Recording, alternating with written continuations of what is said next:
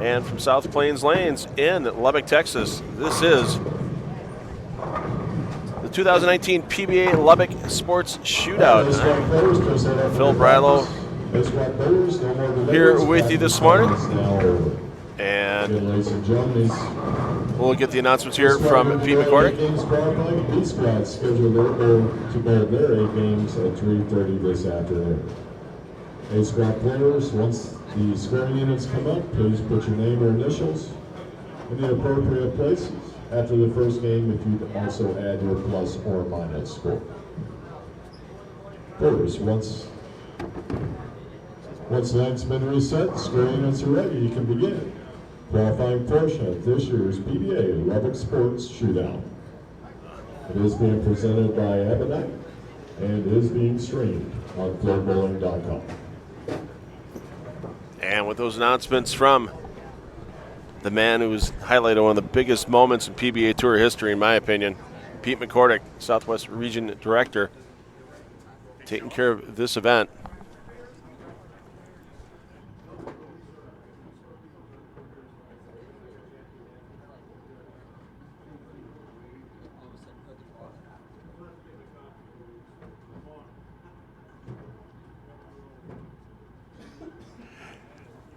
Man who's definitely the leading candidate for Player of the Year, Jason Belmonte, on this pair with Watson Triboulet, and we'll get Tim Cagle the second. He's on this pair.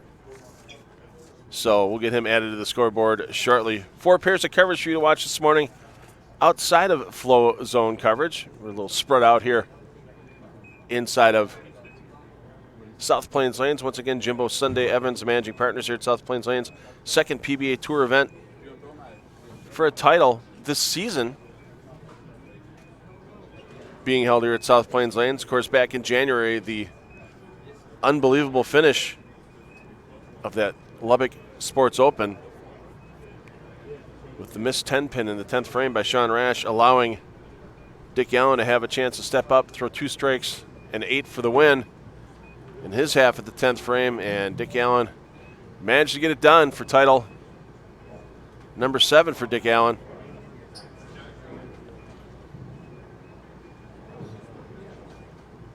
You'll see Allen on B squad. This afternoon, B squad will take to the lanes at 4:30 p.m. Eastern time.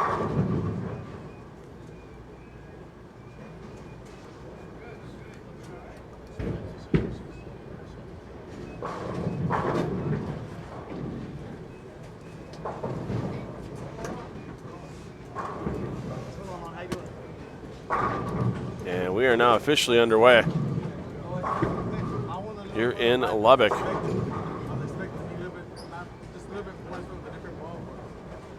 Bowlers battling on the Billy Hardwick pattern.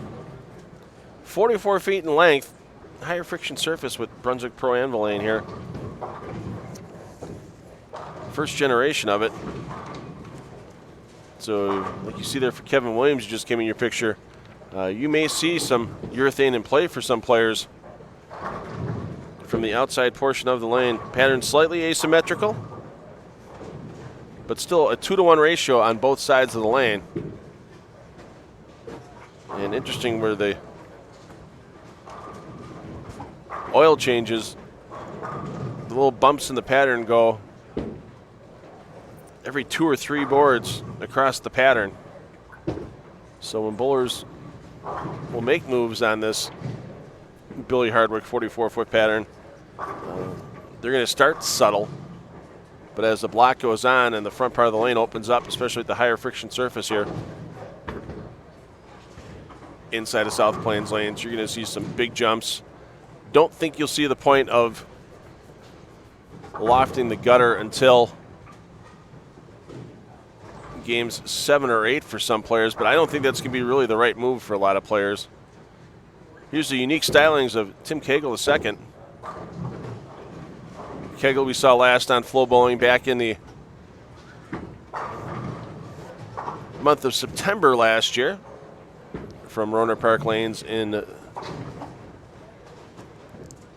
California, where he ended up losing in the stepladder. That was eventually taken down by Jacob Buttruff. Buttruff, B squad player as well for this event, former champion back in 2016 for Buttruff of this event. That's an interesting situation right now. This event in years past has taken place in June, part of the old Extra Frame Tour schedule. In years past, when players like E.J. Tackett, Jacob Buttruff, Marshall Kent, and Chris Barnes won. But for 2019, the event was officially moved to January, so technically Dick Allen is the defending champion of this event, even with it being less than 6 months after the event was held. But I'm still going to give it to Chris Barnes as being the defending champion from last June. A couple named players on this pair with Andrew Kane, Wes Malott being joined by Brad Harvey bowling as a guest out of Albuquerque, New Mexico, and Jonathan Lawson bowling out of Canyon, Texas.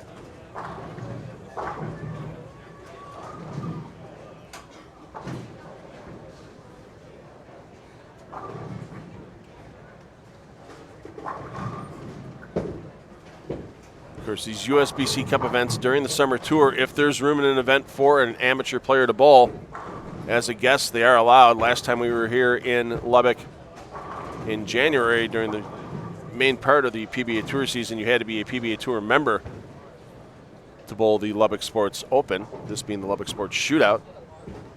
Amateur players are allowed to participate. And if they do cash in the event, it would be one of their 2 allowed cashes in a year before they would be required to become a PBA member.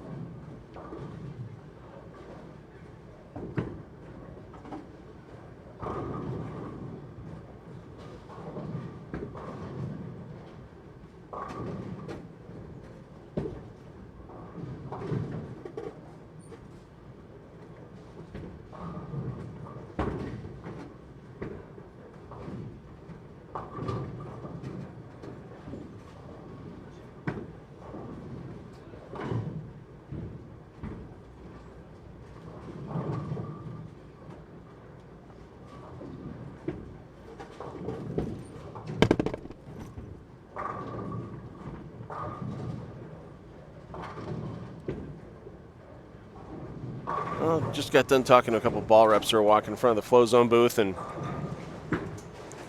they don't think the outside line, like players like AAA are playing right now, are going to last. It's not going to last that awful long. Not a lot of volume in this pattern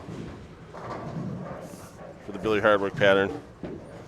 Only 24.5 milliliters, so it's going to start going away quick. And a couple ball reps from different companies, they think that the slow, long, wide hook is definitely going to start coming into play sooner than later. And boy, you talk about something that could be right in Jason Belmonte's wheelhouse. A couple other players out here as well that you say can go in their wheelhouse as well. We know DJ Archer loves to play the slow big wheel.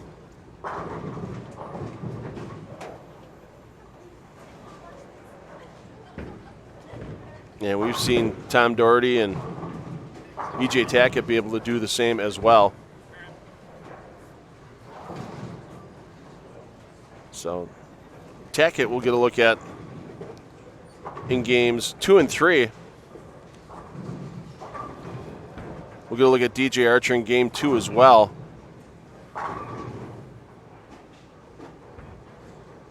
Tom Doherty will get to see in games 5 and 8. So lots of named players we'll get a good chance to see as this morning squad progresses here on A Squad. Once again, B Squad, 4:30 Eastern Time, your start time for B Squad.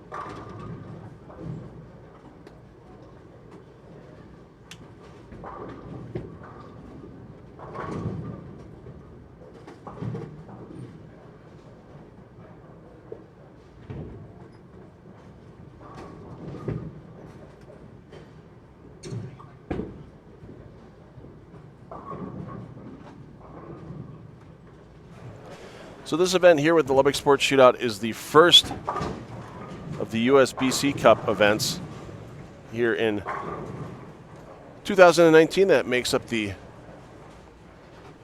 PBA Summer Tour.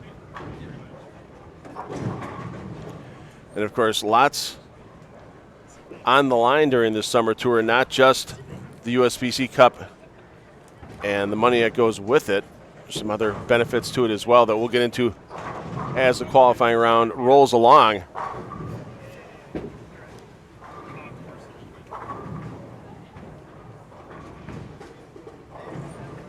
But 7 events with 9 PBA titles up for grabs between this event in Lubbock and the end of the FloBowling PBA Summer Swing in Aurora, Illinois, just prior to Labor Day weekend.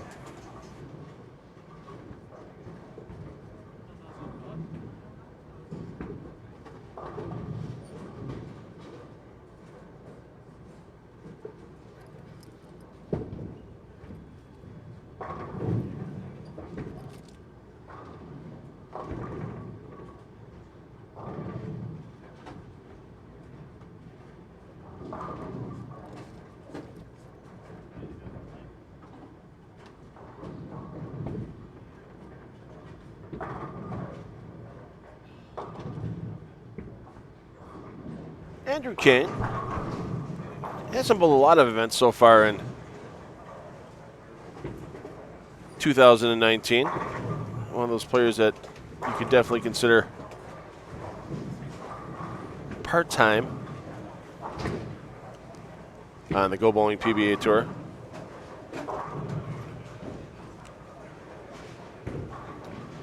Back in January here in Lubbock, he finished in 57th place in the Lubbock Sports Open.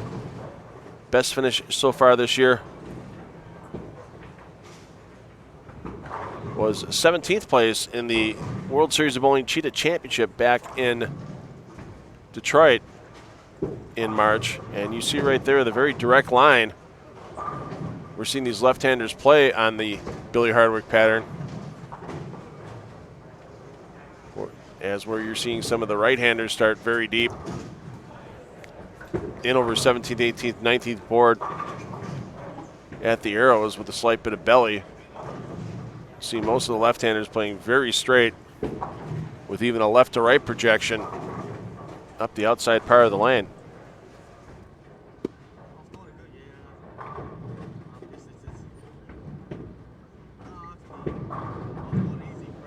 And there's the man that's pretty much leading every statistical category on the Go Bowling PBA Tour in 2019. Points, earnings, cashes, average.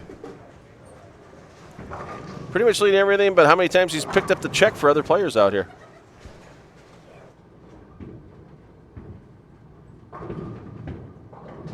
And I'm sure there's still been a few checks picked up by Jason.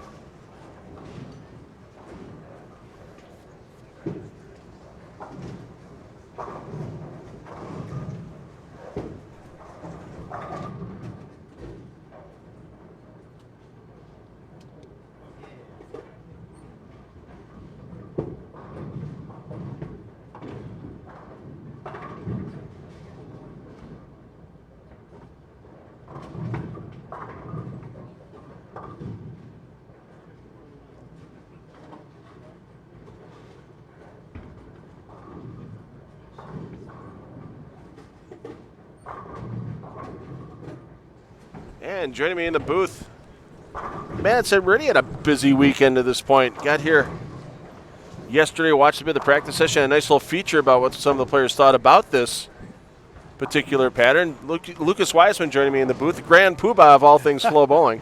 Good morning, Phil. Sorry, that title doesn't go away in the booth. When you're in the booth with me, it's Grand Poobah. And, yeah, it was pretty interesting to see what a couple of players had to say about the practice session yesterday, one of those players being the man we see right here. Yeah, we wanted to talk to Belmo and O'Neill. Obviously, they're good friends, and they always, joke it up and have a good time when they do those sorts of things. And so we tried something new this week called Strategy Session, where we got those guys. We were in the truck after they practiced and just wanted to get a feel for what they saw and just let them have a conversation with each other. And it was solid gold, honestly, because those guys are just they could have a comedy show on the road. They really have a lot of great insight and analysis, and their games are so different that it offers a good contrast when you talk to them. So if you didn't check it out, it's on FloBowling, and but it's called Strategy Session, and yeah, it's on the front page of FloBowling this morning. So check it out if you haven't already. Yeah, and boy, you're gonna have a busy weekend here, talking to all the players throughout this Lubbock Sports Shootout, especially because it's the kickoff of the USBC Cup. There's so much important stuff with it. And one of the important features that's happening out of the USBC Cup points list is that inaugural ATX Shootout. Yeah, ATX Invite. Yep, it's coming up in September, and it's going to be the top 8 guys from the Summer Tour points. So that's going to be a fun event that has quite a bit of money on the line, $25,000 for first place. It's going to be all streamed on one day on FloBowling, and it's going to be, I believe, like a bracket format. So single game matches, and then the final match, I believe, is going to be like a best of 3. So, yeah, it's subject to change. I'm not too involved in the logistics of that, but that's what I understand it's going to be, and it should be a nice way to cap off the summer tour. We also have probably the biggest event of the summer is that summer swing in Aurora, where we've got 3 PBA titles on the line in 1 week. That's going to be a big week for us here at Flo. So we got a lot going on. We got all the coverage the next 2 months basically. It's almost nonstop between the PBA and the PBA 50 and PBA 60 between now and the end of August. It's going to be crazy. Yeah, I've already let my wife know my failure to be home is due to FloBowling, not of any other same here. thing on my I on my part. But I told my wife I'm going to be locked in my office working a lot for the next couple of months, and don't expect to see me very much. Yeah. And then, once September hits, it's like, whoom, it just kind of slows down pretty quick, which is nice. But we do have the ATX invite September 21st, and then the U.S. Open is going to be on Flo in October. So we do have a few more things after that. But yeah, it's the season. It seems like it just started yesterday, and it's moving so fast. Oh, once again, it's the amount of coverage that you get on FloBowling. You look at it, if you look at it by the game, you just sit there, you just go, it's absolutely great value for the money. I mean, through the Senior U.S. Open, this is the first time we're back since the Senior U.S. Open.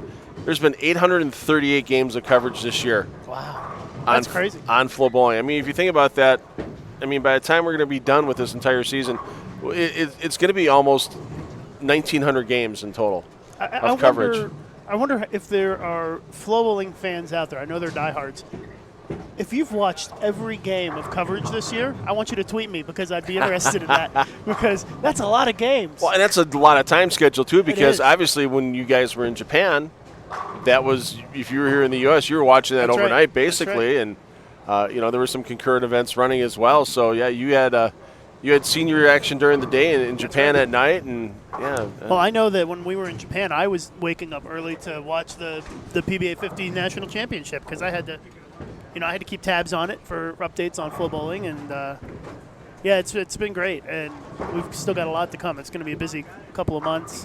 Greg and I, my videographer extraordinaire, we're here this weekend, and then we'll also be at the mixed doubles event in Houston, and we'll also be at the Chesapeake event, and then we'll be at the Summer Swing. So we'll be at about half of the events this summer. It's tough to get to all of them, especially with the PBA 50 going on, because I cover both tours at the same time. So, but we're gonna be out here. We're shooting some stuff this weekend that we'll use in the future in the next few weeks. We're planning a few feature videos that we're gonna put together, and also some stuff for this weekend as well. But these tournaments are so different than what we've had previous to this because they're so short. You've only got 8 games this morning, and then 60-70% of these guys are done. I mean, it's crazy. It's but that's the nature of these summer events. They're very short, kind of sprint events, and it's just different. It's still a lot of games by the time they're done, because by the time they make the step ladder tomorrow, they're going to have 22 games in the weekend, right, even before they make the step ladder. So some people may say, "Oh, it's not a full title," and that thing. Well, yeah, it is considered a Tier 3 event for the season long points by the PBA, but you're still getting through a quality field to win that title. It doesn't matter if it's 3 games, 33 games, or 133 games.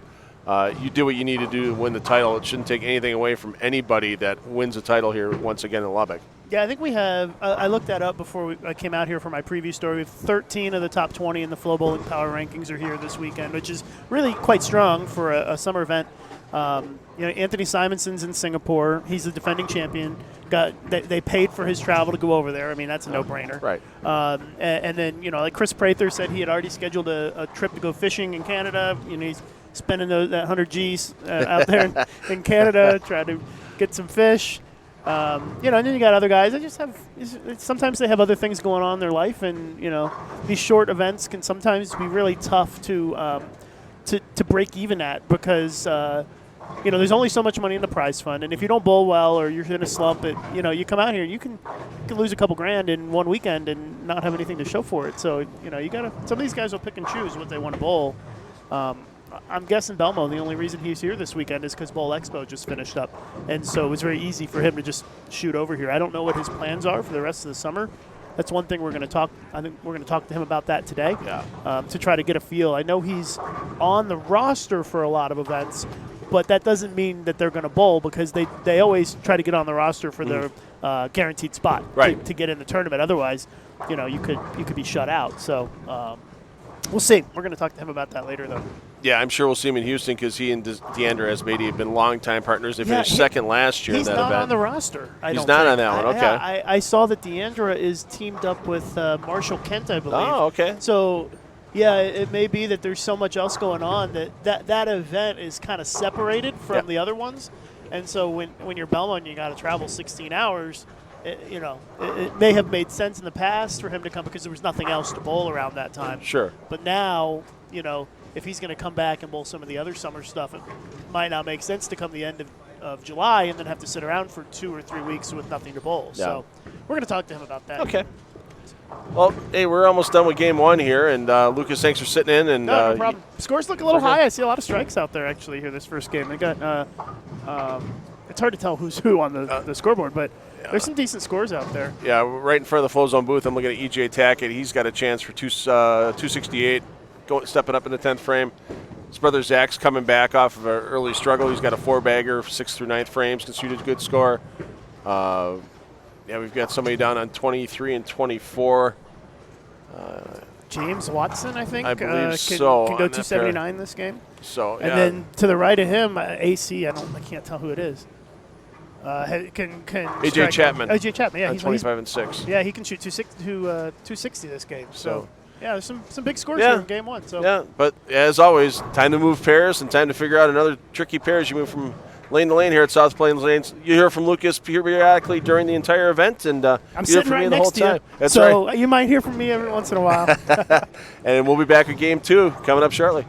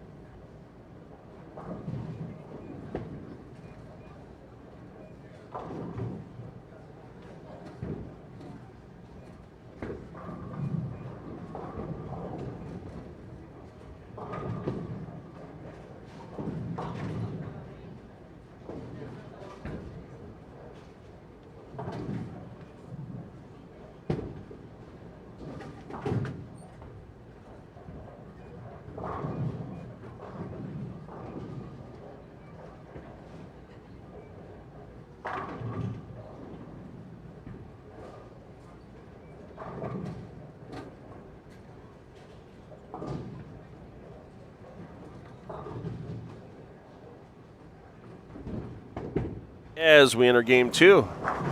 Here's a man a few years ago, if you were watching Ramses Chambers, you would have seen him with a conventional one-handed delivery. Now he's gone to the two-handed delivery and he's found some success with the late switch to bowling two-handed. Mostly you see Chambers on the regional tour in the Midwest region and the Southwest region.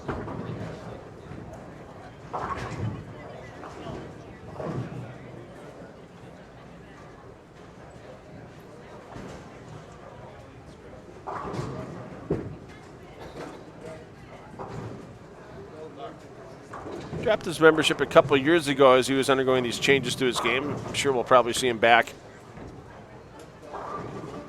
as a member shortly.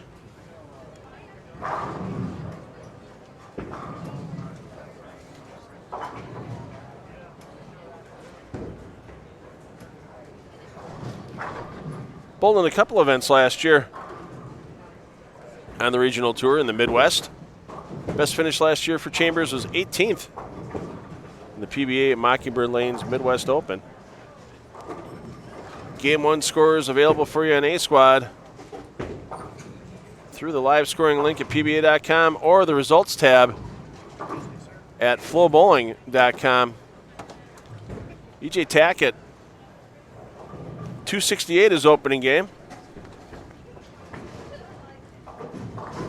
Is your squad leader after one. AJ Chapman started with 260, Darren Tang 258. A couple of 257s for Bradley Harvey and James Watson. Round out your top 5. Some other notables. Tom Doherty 227, Anthony Lavery Spire 220, Zach Tackett 218. Nathan Board 213, same score for Kevin Williams. Good to see Ken Bland Jr. out here battling out against the kids we've seen. Kenneth Bland Jr. a few stops on the PBA 50 tour over the last couple of seasons.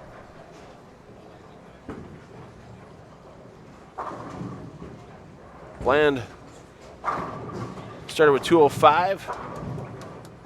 Just 20 of the players on the squad. With a 58 bowling, started with a game of 200 or greater. So some players tail off at the end. Tommy Jones, 198. Jason Belmonte, 194. Devin Bidwell, 193. Tristan Bustler, who you see stepping up here, 192.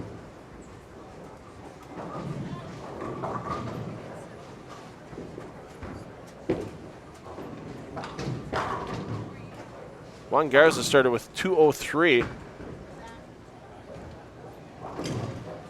As Garza takes the scenic route at that 4-pin.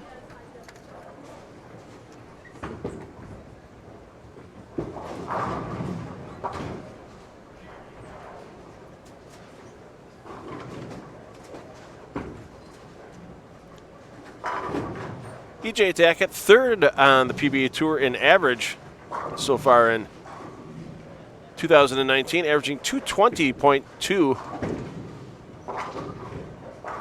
But even with that average, he's 8 pins behind the average Jason Belmonte set on the tour, 228.24 for Belmo. Tackett fifth on the points list to this point for the season. And Tackett 7th in earnings. A good chunk of that coming in a couple events. One of those bringing home first prize in the World Bowling Tour Finals as he took down Anthony Simonson in that championship match back in January from the International Training and Research Facility in Arlington, Texas.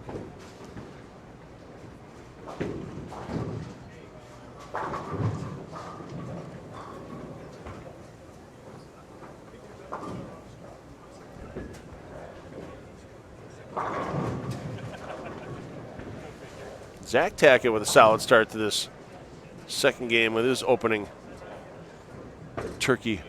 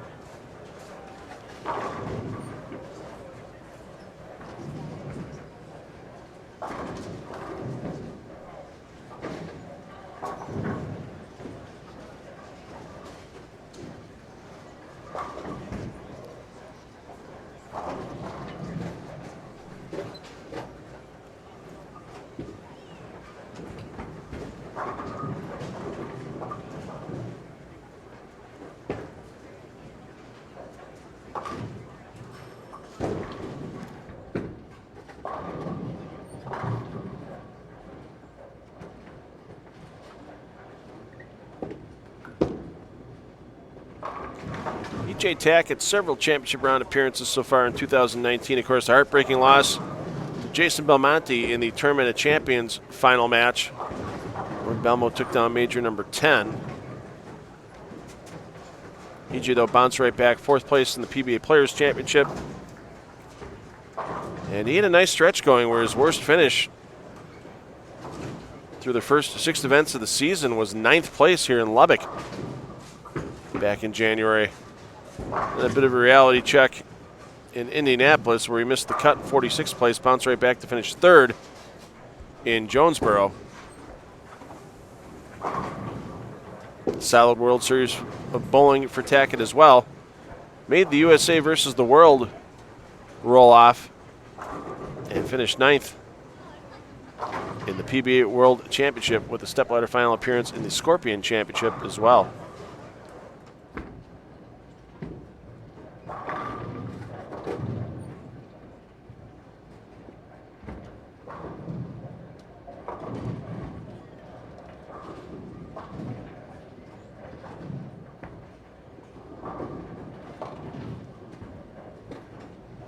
Zach Tackett, he's made a couple of stops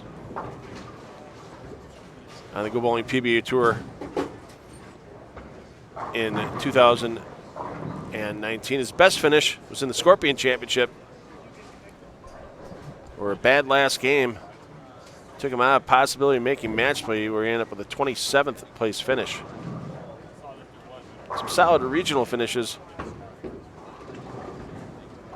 including back in November, where he took down his first PBA regional title in Monroe, Michigan, in that regional event.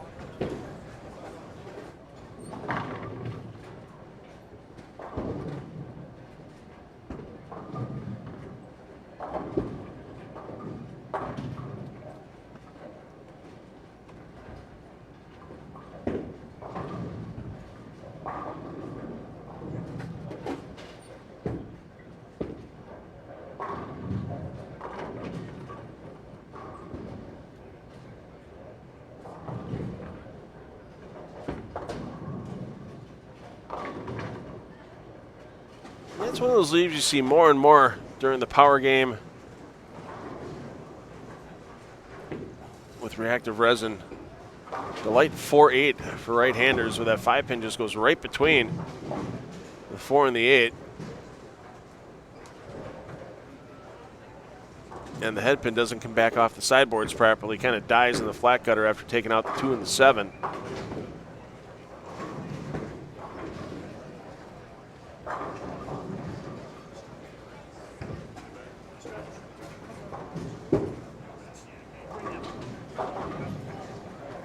Trying to take a peek around the flow zone booth, trying to see if we got any big strings of strikes going, and not the case right now.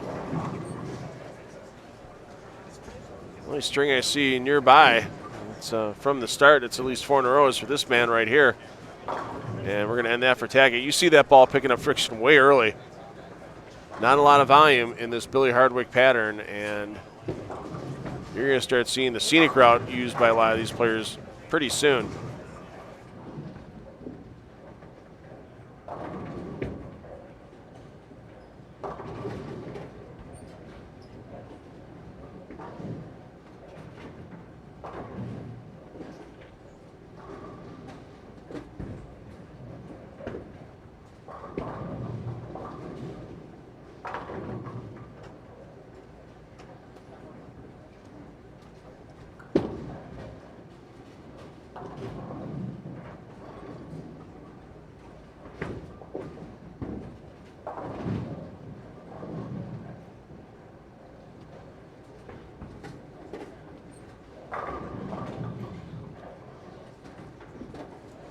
And if you missed it a couple of days ago, always a good thing to check out, along with the FloBowling.com homepage on a daily basis. Always good to check out Spare Shots, PBA.com. It's not a week unless you're checking out Spare Shots. Some of the notables this week include all the information on the PBA Summer Tour, USBC Cup, the great award that PBA CEO and Commissioner Tom Clark received at Bowl Expo, and of course the always important regional wrap-up. See what those weekend warriors are doing out on the PBA Regional Tour and PBA 50 Regional Tour. Get all that information every week, posted Thursdays or Fridays at PBA.com. Get your fill of Spare Shots.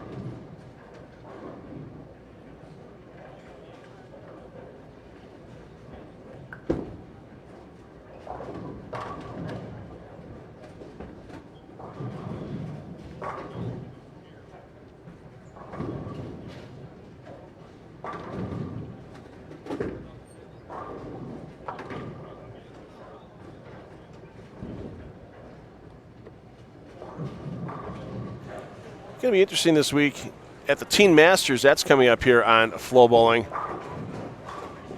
A number of young players that have developed a two-handed style.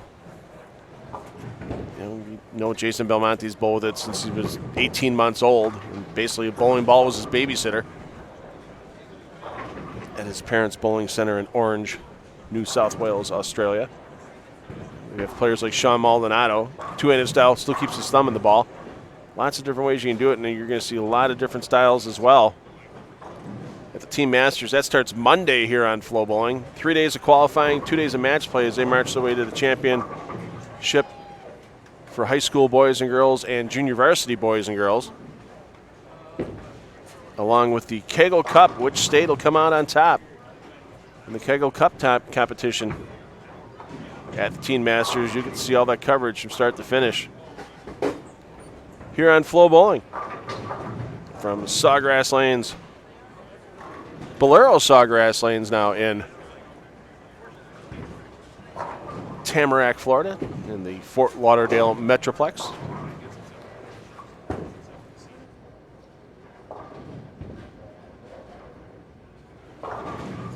No, folks, your eyes are not deceiving you. That is a man with the last name of Rash. However, it's not Sean.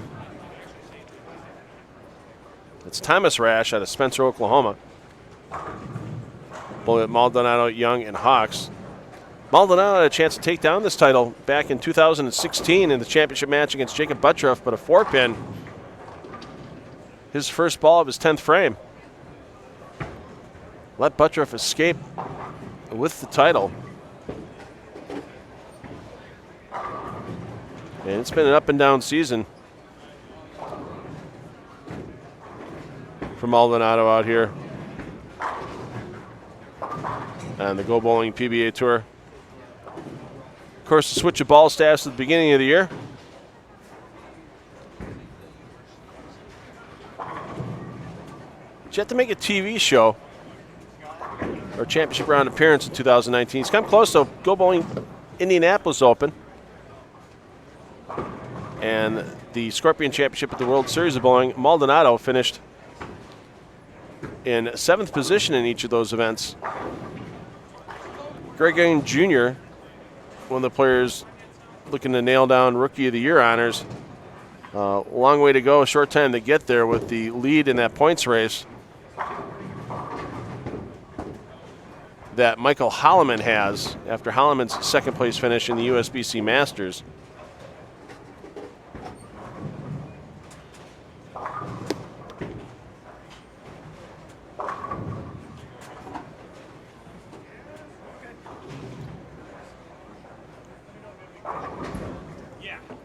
Holloman we'll see on B Squad later today.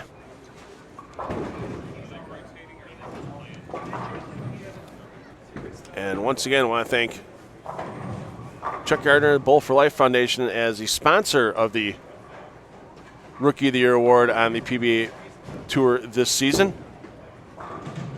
Leader of that points list at the end of the season will not only receive a $2,500 cash award from the Bowl for Life Foundation, but a deserving youth bowler will receive a $2,500 scholarship in that Rookie of the Year's name as well. So if you want to check out all the great stuff going on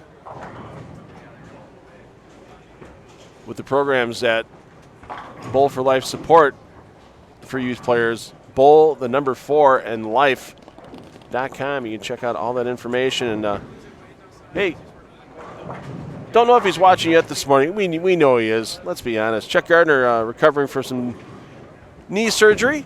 Not here this week. A couple other Brunswick reps. Take 2 guys to take Chuck Gardner's place. There's a surprise. The wealth of knowledge that Ben is. Chuck, get better. I'm sure we'll see you soon.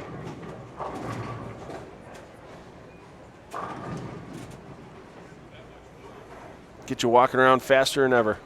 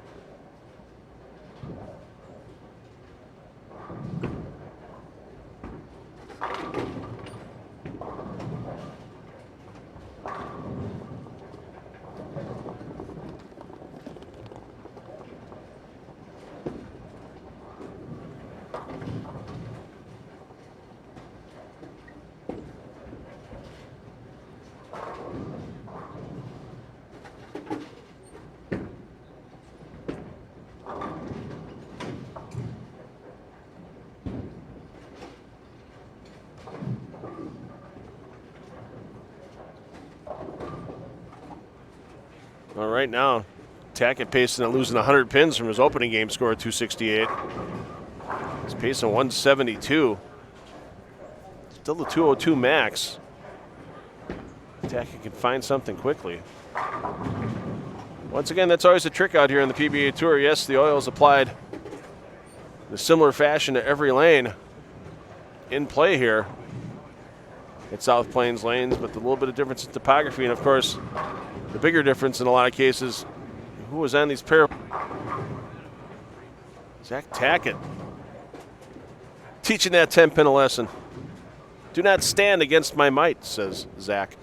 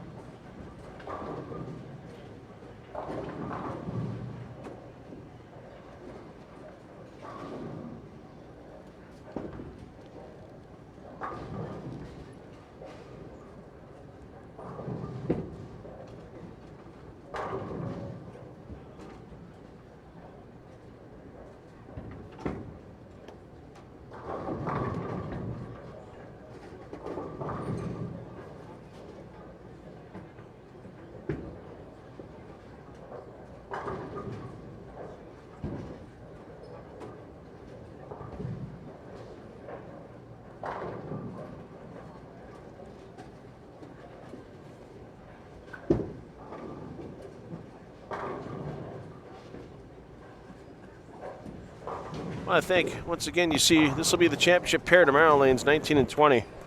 Support of Lubbock Sports for bringing the PBA Tour back to Lubbock for the second time this year. And wow, there's 4 through the heart for Zach, and that'll put a big dent in the scoreboard. Lubbock Sports brings in a lot of different youth and adult sport entities for competitions here in the Lubbock area. You know, there's a huge youth baseball competition going on all over Lubbock this weekend, and saw the trail of sunflower seeds that someone had leaking out of their baseball bag out of my hotel this morning. That can prove that. I don't see any bowlers chewing on sunflower seeds. It's more of a baseball thing.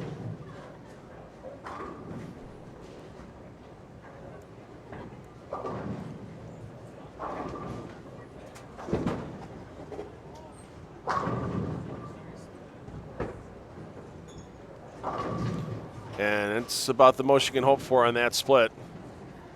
Hard to get that ball through the 3-6 with enough of the 3-pin to get into the 4-7 zone and still try to take out the 9.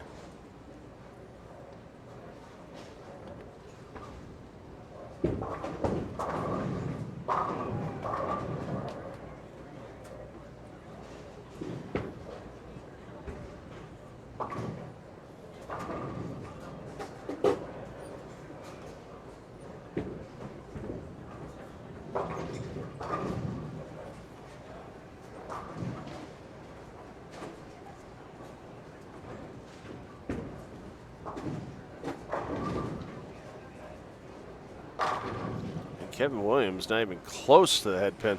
That shot. See as he's trying to shake things up. He's another player that made the staff change in the beginning of the year, and it's been a rough 2019 for Kevin Williams on the lanes. Yet to make an appearance at the pay window on the Go Bowling PBA Tour.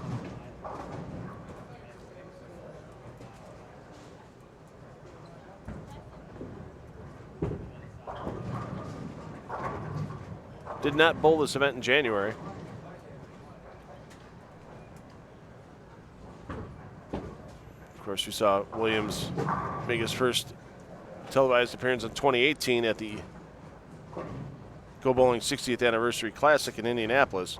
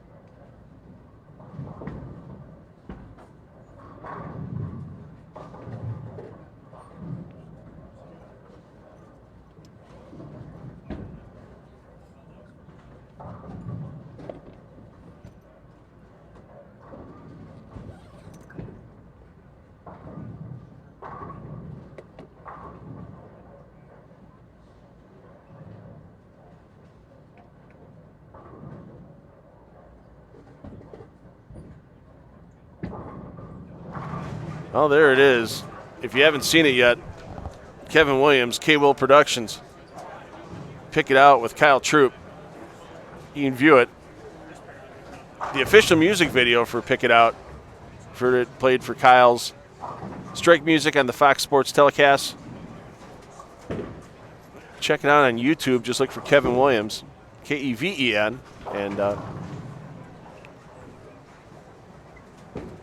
take a look, take a listen. The multi-talents, Kevin Williams. And Lucas Wiseman just saw that video. Yeah, I was out the corner of his eye. I was gonna mention that Kyle Troop is doing an Instagram takeover of the FloBowling account this weekend. You should check it out. It's hilarious. He did a step-by-step guide on how he does his fro from start to finish. It's awesome. It's awesome. Yeah, check it out. It's on the FloBowling Instagram account. So that's all I wanted to say. That's awesome. So thanks, Lucas. It was I'll have to go check that out. I did not see that last night. Did not peruse my social media well last evening. Was having a nice dinner with some of the PBA staff along for this event, and not a lot of inside information. You try to get the inside information out of the PBA people sometimes, just doesn't quite happen. But once again, one of the hardest working staffs in the bowling business. It starts with CEO and Commissioner Tom Clark all the way down throughout the chain of command at the PBA. So we're finishing up game 2, 6 games qualifying remaining here on A Squad.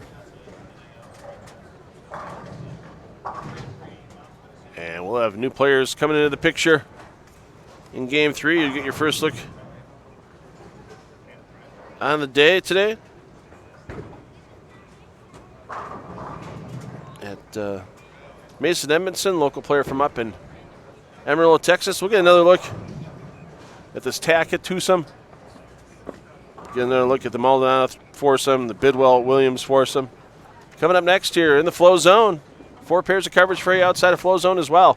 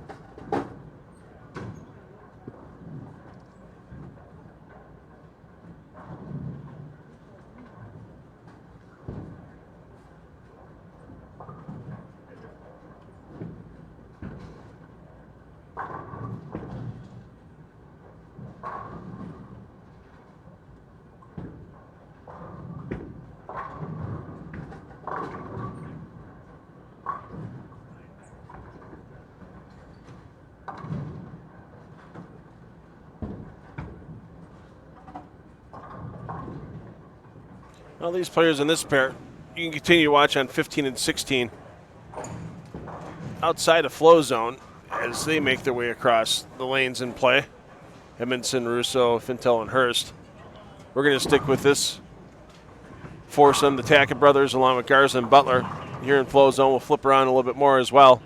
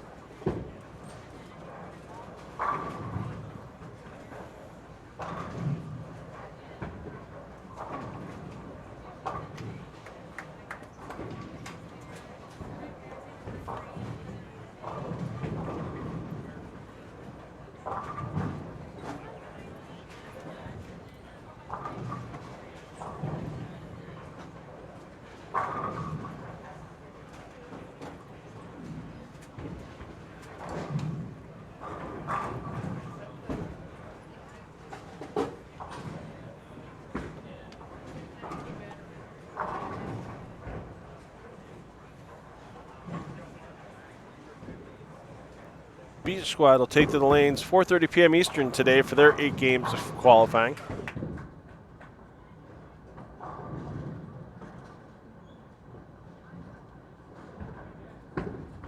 And after B squad's complete, cut to the top third of the field for Cashers round tomorrow morning. 6 games in that Cashers round. Pinfall carries over from qualifying, and that will start at 8:30 a.m. local time, 9:30 a.m. Eastern tomorrow morning from here at South Plains Lanes. After those 6 games are completed,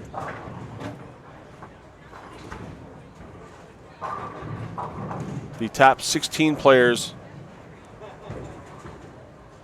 remaining in the field will advance to a modified round-robin match play round of 8 games in length. That starts at 1:15 Eastern time. And after those 8 match play games are complete with bonus pins and pinfall carryover all the way through the event, we will see the top 4 players into a step ladder beginning at 5:15 p.m. Eastern time. as the first title of the PBA Summer Tour, the USBC Cup competition, will be decided tomorrow afternoon. Can EJ Tackett become a two-time winner here in Lubbock? Well, not if you leave solid head pins all day long. You can see these players here, everybody going a little bit longer than they did last pair, and now they need to solve that riddle. What adjustments need to be made to throw as many strikes as possible in the last 8 frames?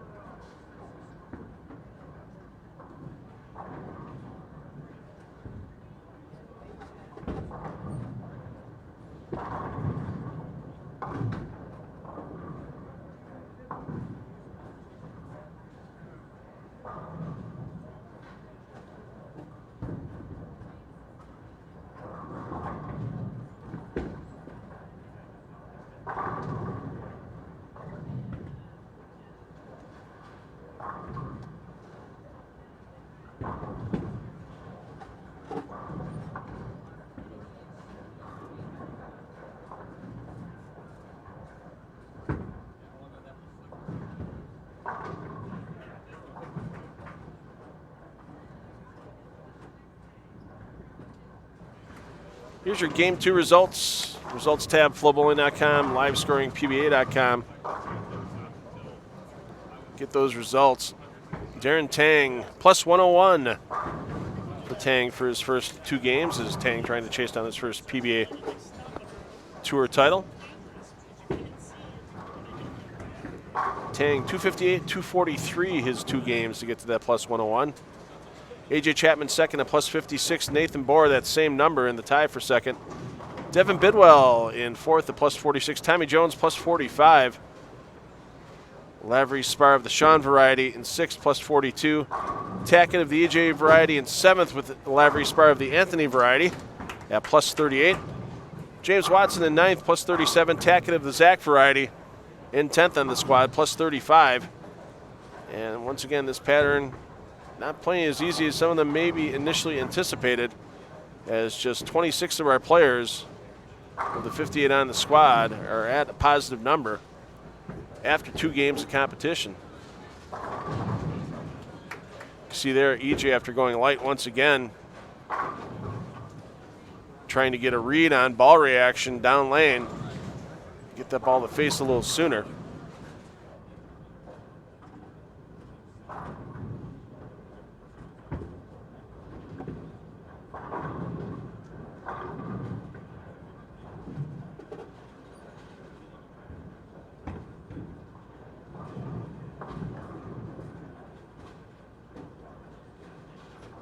Here we go, Tom Russo. You I always see Tom at this event here in June in Lubbock.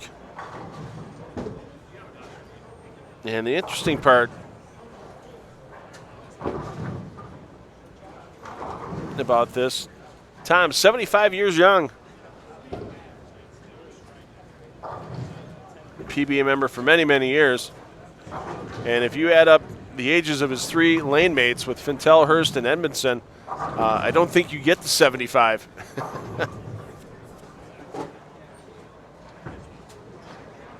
So Russo giving it a charge against the kids out here this week.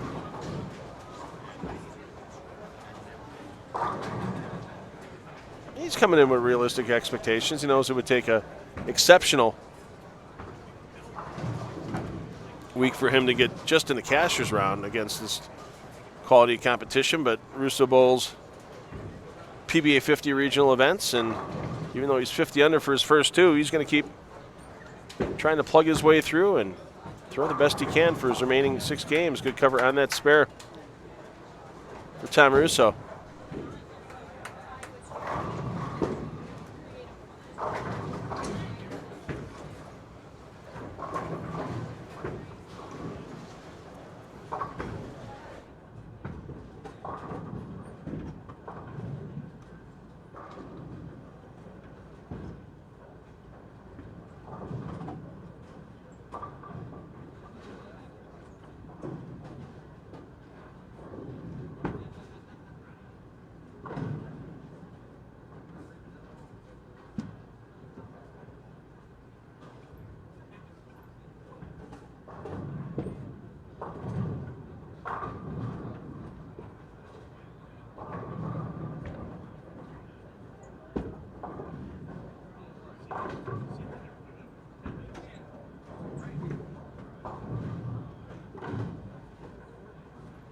Greg Young Jr., not a solid start to his Rookie of the Year campaign here in 2019. Best finish to this point was here in Lubbock in January, but that was a 58th place finish. Looking to get his first visit to the pay window here in 2019. And Greg Young Jr. likes that shot for the double on the board in the 5th and 6th frames.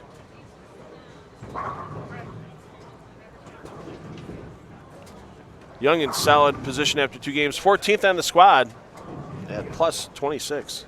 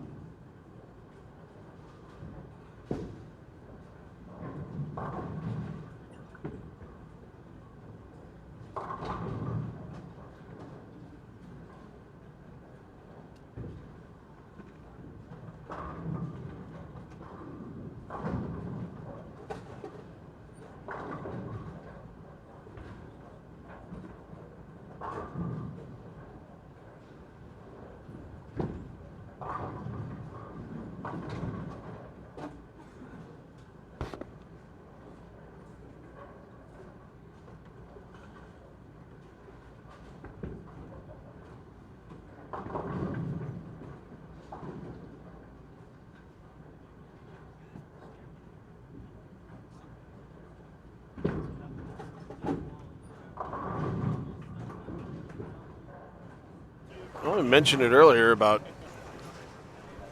guys that like to get inside, throw the slow, long hook. One of those guys being DJ Archer. DJ proving us right here in Game 3 as DJ just tossed the first perfect game of this Lubbock Sports Shootout.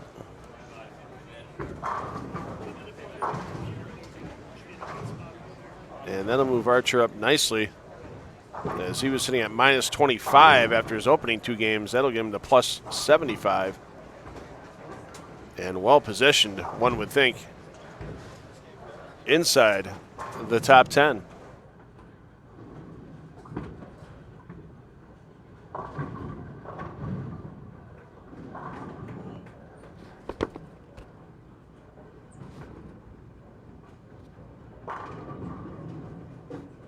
Been a rough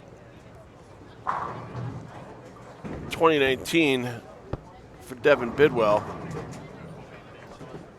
on the Go Bowling PBA Tour.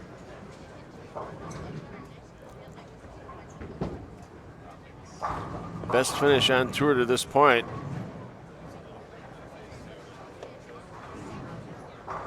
was 41st place here in January. It's only bowled a few events. Did not bowl the World Series of Bowling. And no, there's been some changes for Devin in his personal life after the passing of his father last year.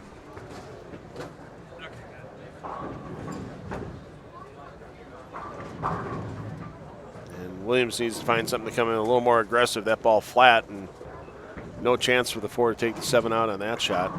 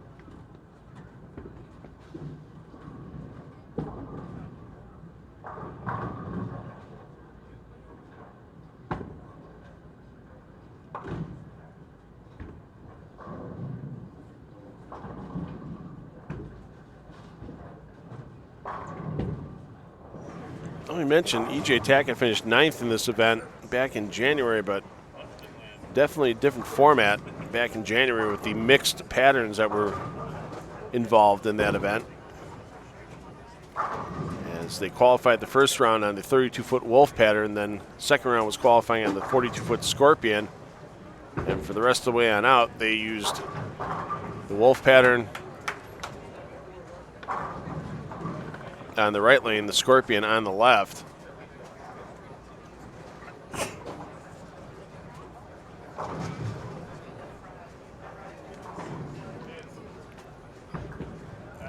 And with this hard work pattern being different in length and volume from the Scorpion pattern back in January, not a lot of notes these players could go off of on their return trip here to Lubbock. And Tackett, we see once again, struggles in the early part of the game. He's going to try for that big finish, try to get back in the 190s. He had that same issue last game. Early struggles, and they couldn't get any doubles on the way out the door. Finished with 170 in Game 2. Tackett can max out here at 192 in Game 3. Zach Tackett, however, can still put 237 on the board and jump over tack into the EJ variety on the standings board. Where those standings are going to be after 3 games, we'll find out when those scores are updated. We'll get player movement in Game 4 coming up shortly, as we're going to be approaching that halfway point. 8 games in each qualifying round today. This is A squad, B squad hits the lanes, 4:30 p.m. Eastern time.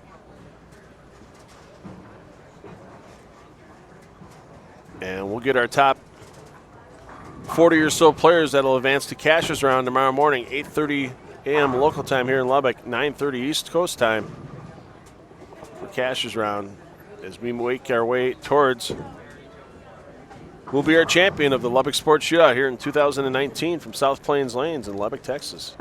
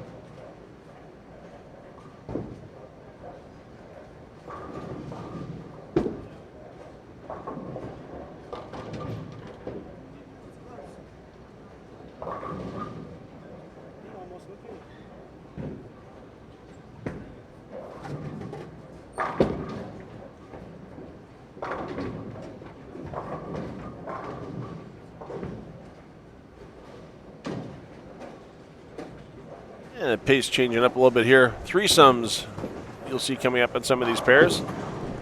Smith, Patterson, Bryant. Your threesome on this pair. Patterson, some recent success on the PBA Regional Tour.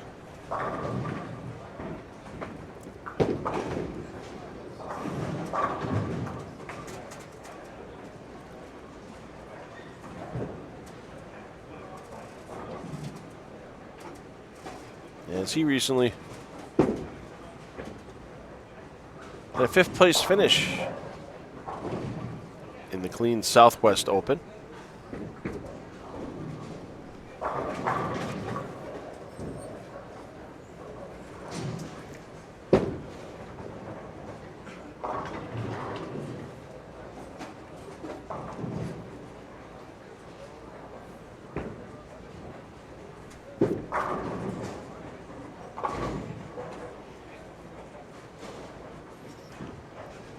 Of course, this weekend and pretty much every weekend, even with action on the Go Bowling PBA Tour, there's always action that can be located near you. On the PBA Regional Tour, you can click on the Schedules tab at PBA.com and click on the Regional sub-tab to see what's going on. This weekend in the Central and Midwest regions, they're in Joliet, Illinois for the PBA and PBA 50 doubles. One senior member, one non-senior member on each team for that event.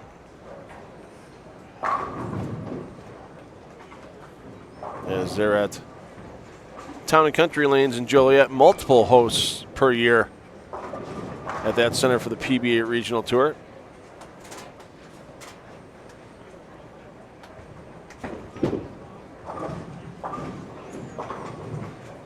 And the South region in Hampton, Virginia at the PBA Century Lanes Hampton South Open as players taking battle on the 37-foot Johnny Petraglia pattern at that event. It's pretty notable regional players there as well. Chris Arcaro, Stephen Earhart, and Ryan Simonelli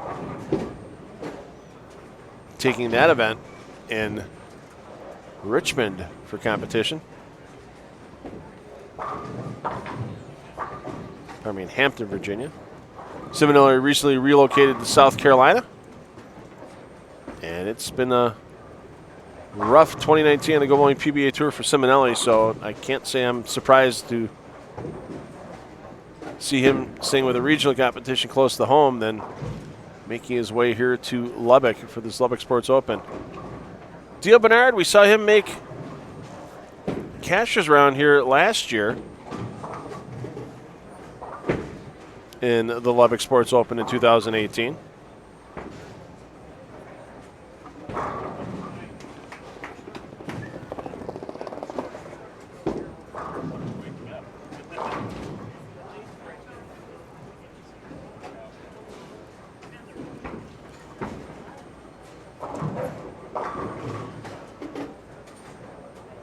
Bernard ended up finishing in 10th place after getting out of the Cashers run into match play. Young man still in his high school years. And definitely the best head of hair in competition out here in the lanes this week in Lubbock for Dio Bernard.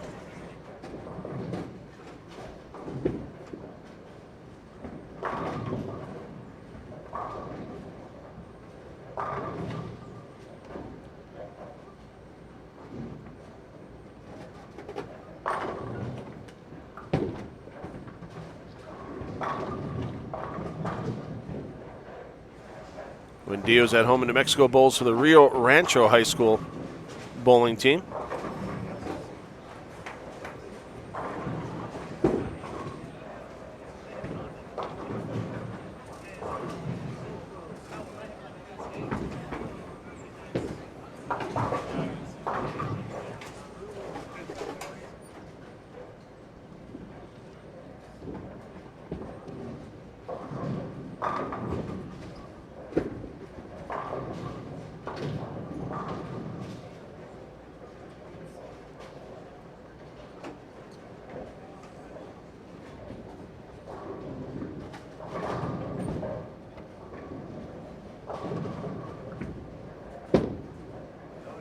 Last year, Deal Bernard threw a 300 game. Start off his qualifying in the under 15 boys division at Junior Gold. So we know Bernard's got a game he can keep up with some of the best in the world here at South Plains Lanes this weekend.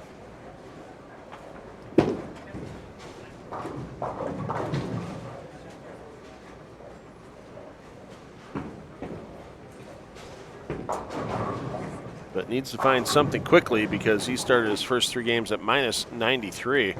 Let's give you your top 10 rundown. After 3 games of qualifying, Devin Bidwell, your qualifying leader, at plus 98, just a pin ahead of AJ Chapman. Darren Tang in 3rd, Nathan Bohr 4th, DJ Archer 5th. All those players within 23 pins of each other. Archer at plus 75. Richie Teese and Tackett of the Zach variety in 6th and 7th at plus 72. Tom Doherty 8th, plus 70. Josh Montgomery and Tommy Jones run out the 9th and 10th spots at plus 59.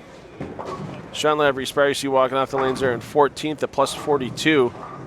EJ Tackett, after starting with 268, has struggled. He's down to plus 29 in 19th on the squad. Tied at that number with Lavery Spar of the Anthony variety.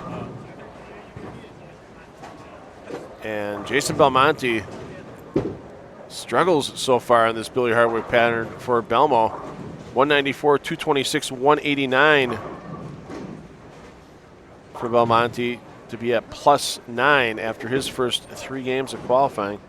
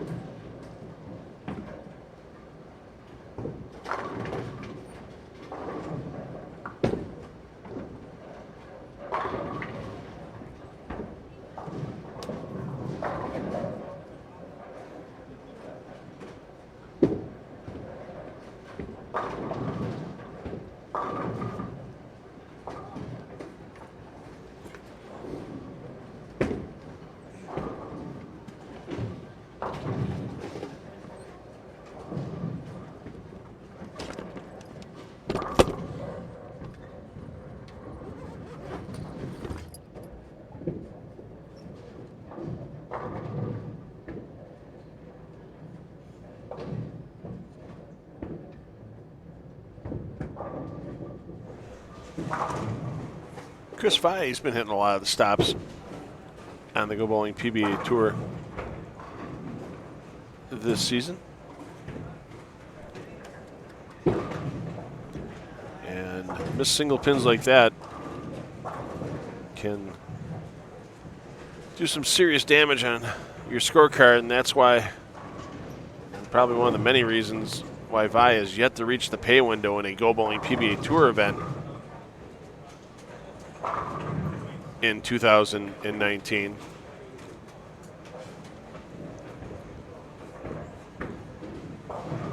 But he's had solid regional action since the World Series of Bowling. His worst finish in regional action is 5th in Grove City, Ohio and Lorain, Ohio, and he took down a regional back in the beginning of May in Struthers, Ohio in the Central region. So Vai looking to take the success he's having at the regional level and bring it up to the tour level. Vai currently in 16th on the squad at plus 39. Once we get the final numbers from Pete McCordick, we should be right at about 40 players advancing out of qualifying competition into match play tomorrow. So roughly right now, let's just take a look at what that rough cut would be. If all things were fair, just, and right in the world, it would be 20 off of A squad, 20 off of B. But, of course, that's not going to happen. It's the top 40 overall scores that will roughly make it into Cashier's round tomorrow, as Vai gets the tremendous break entry in the 4-7-10. So if we look at 20th place right now on the squad, that's Tackett and Lavery Spar tied for 19th and 20th at plus 29, so just about a 210 average. So at the pace this is going right now, one would imagine if a player walks out of here for 8 games at plus 110, plus 120, they have to be feeling pretty good about advancing into Cashier's round tomorrow morning. And of course, this tournament in years past has had some disparities between A squad and B squad.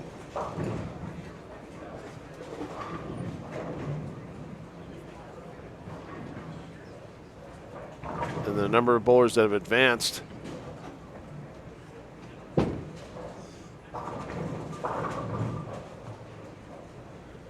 into the next round. One of the more famous instances of that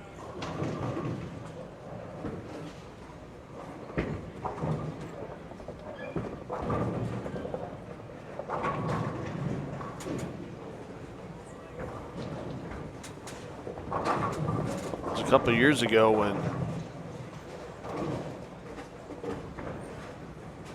John Burkett thought he had missed out on the cut after A squad was completed.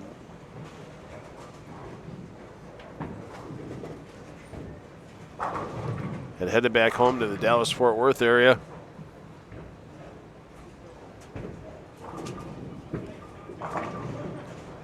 And got the call.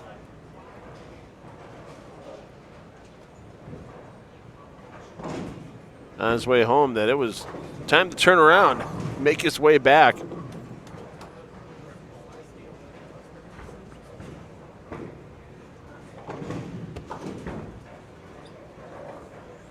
As the cut for the 54 players that advanced the Cashier's round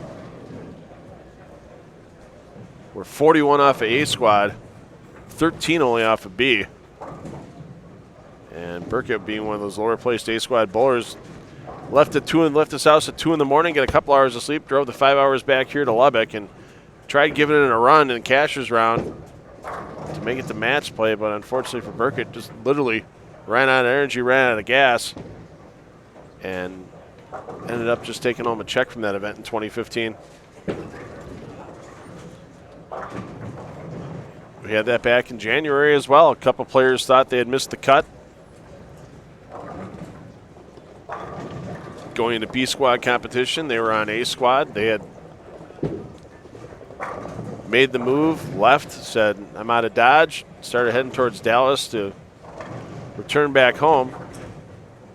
And Matt O'Grady and Ryan Simonelli both had to find their way back here to Lubbock for the Cashers round. The following day, Simonelli was actually on a plane at the gate in Lubbock with the door closed when he found out he was the number getting into Cashers round. And he had to fly all the way to Dallas before he was able to drive back and pull in that Cashers round. Probably another reason why Ryan Simonelli is pulling a regional in Virginia today instead of traveling all the way to Lubbock. Doesn't need to keep increasing those frequent flyer miles as much anymore, apparently. So sometimes you get some weird things that happen here in Lubbock when it comes to the cut lines, when it comes to the squad disparity. We'll have to see if that holds true for this year's edition of the Lubbock Sports Shootout, or if we get a little balance between the squads. B squad will get a fresh application of this 44-foot Billy Hardwick pattern before they take to the lanes at 4:30 p.m. Eastern time today.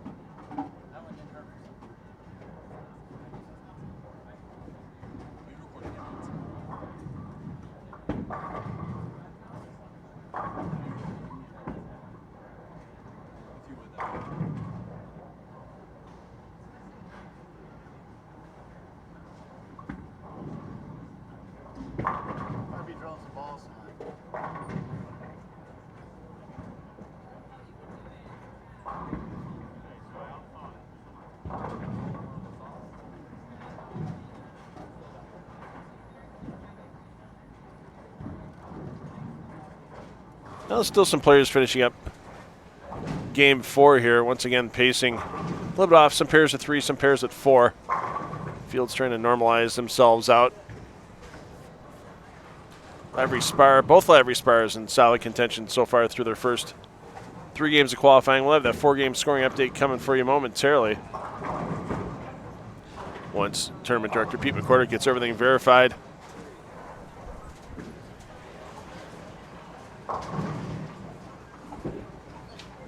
And you can check your game-by-game scores, PBA.com, and the live scoring link.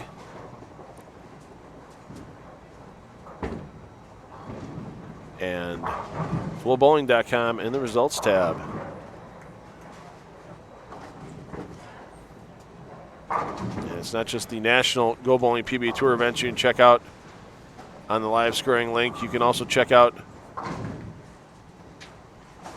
the regional scoring links as well. The PBA Century Lanes Hampton South Open in their 3rd game of qualifying for that event, and the PBA 50 doubles event in Joliet, Illinois. That'll be starting shortly, and that'll have their live scoring added to the page at PBA.com as well.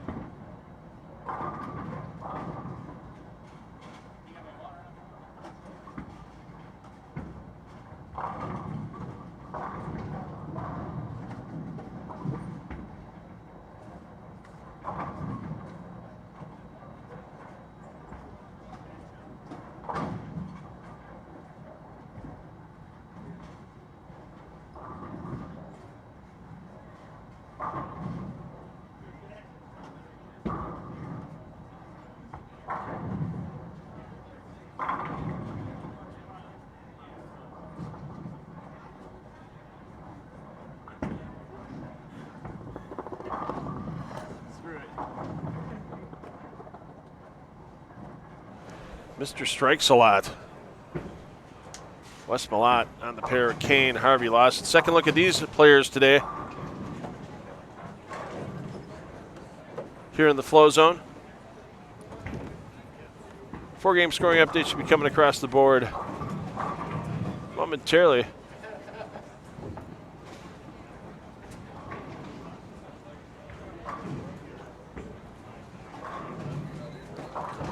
Of course, Malott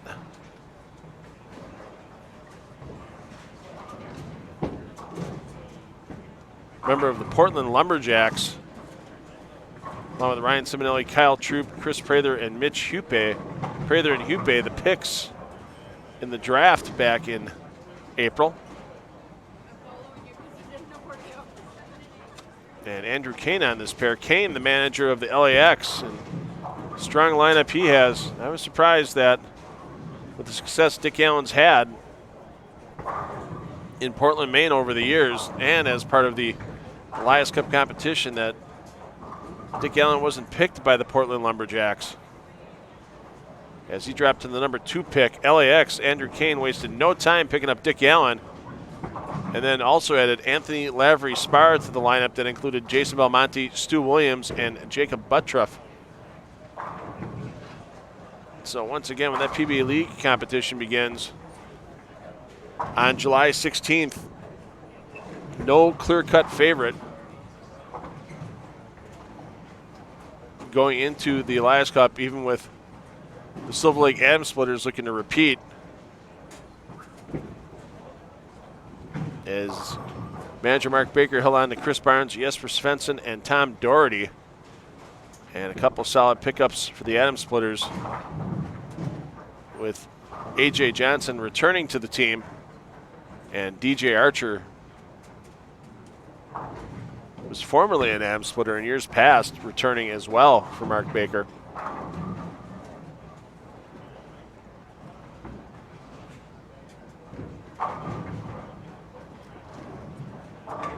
So if you're an international subscriber to FloBowling, you'll get to see those PBA League shows live as they happen from Bayside Bowl in Portland, Maine, beginning on July 16th.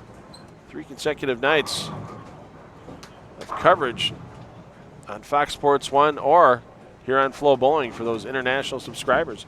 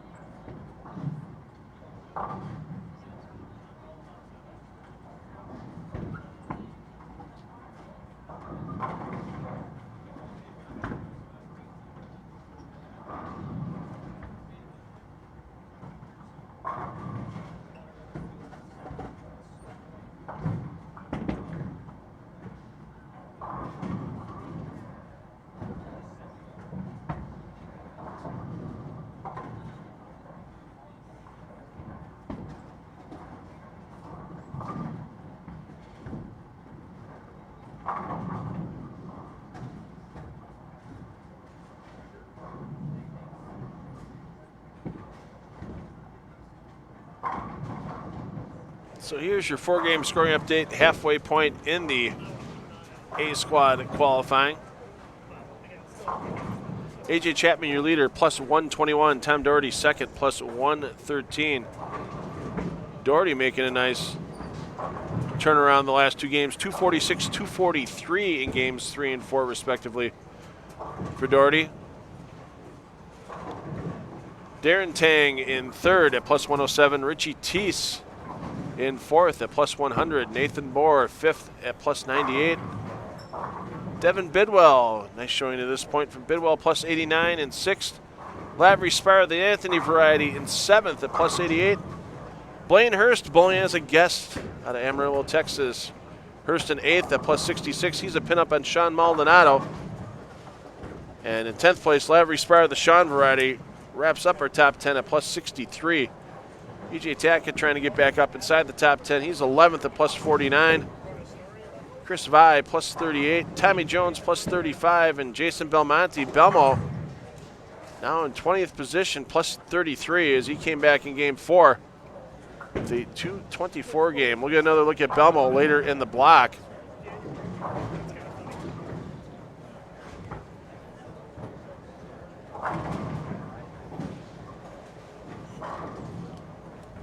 As Belmo's bowled in previous events here in Lubbock.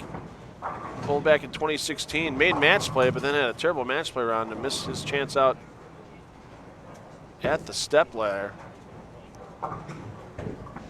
And joining me back in the booth, Grand Poopah of all things FloBowling, Lucas Wiseman. And Lucas, what do we got going around the center? You've been able to make a little bit more of an escape out of the flow zone area than I have today. I was going to say that AJ Chapman just bowled a 242.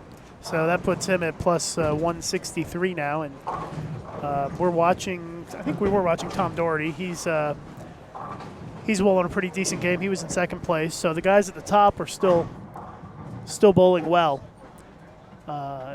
Tom Doherty can strike out for 237 this game, which would put him 150 over after 5 games. So I'm sure, as Phil was talking about quite a bit, they a little bit out of whack with for across the house with some 3s and 4s, and so you've got some people finishing game 5 right now.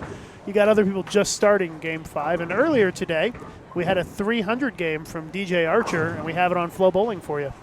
Yeah, we'll just plagiarize your hard work here. No, it's okay. Give you full credit, though, you and your... We're all family here. That's right.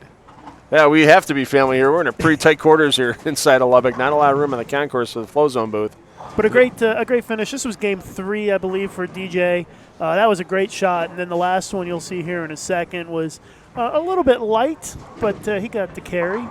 I was hoping we'd get a little dance out of DJ. We did get a little reaction, so you'll see it here after this shot. Starts at 3:30 Central Time. So we could possibly have another 300, but it's hard to have too many 300s in these short duration events. There's only so many games in a weekend event. Yeah, unless we're bowling on Cheetah or something like that, where it's known to be high scoring in the past. Right. But this pattern looks like it's playing pretty challenging for a lot of guys here today. Yeah, especially with the lower volume, even in the front part of the lane, it's really forcing these guys to not just make the equipment changes, but a lot of these guys are making the ball roll changes too. You see Doherty really working to get a little more end-over-end roll. He's really trying to stay away from coming around the ball too much because that's going to cause too intense of a change of direction on the back end. And that's a big double for him. That gets him in the 230s, which is an above-average game today. So that's going to help Tom Doherty stay most likely around second place after this game. We already know that A.J. Chapman had 242, so he'll stay ahead of Tom Doherty. It'll just be a matter of what guys like Darren Tang and Richie Teese, Nathan Bohr, Devin Bidwell do just below him. But, 237, if that's what Tom gets here to strike out and finish this game, is a pretty solid effort here today so far. Again, leader is only 230.25. That's A.J. Chapman. So. Yeah.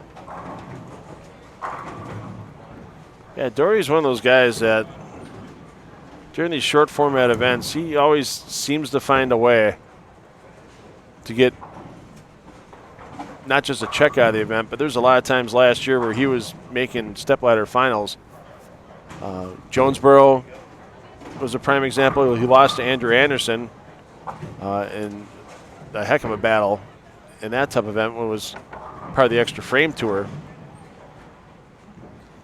last year. And taking a look at where Doherty's finished the last couple of years here in Lubbock. Didn't bowl well in January here. He finished 35th. He missed the money.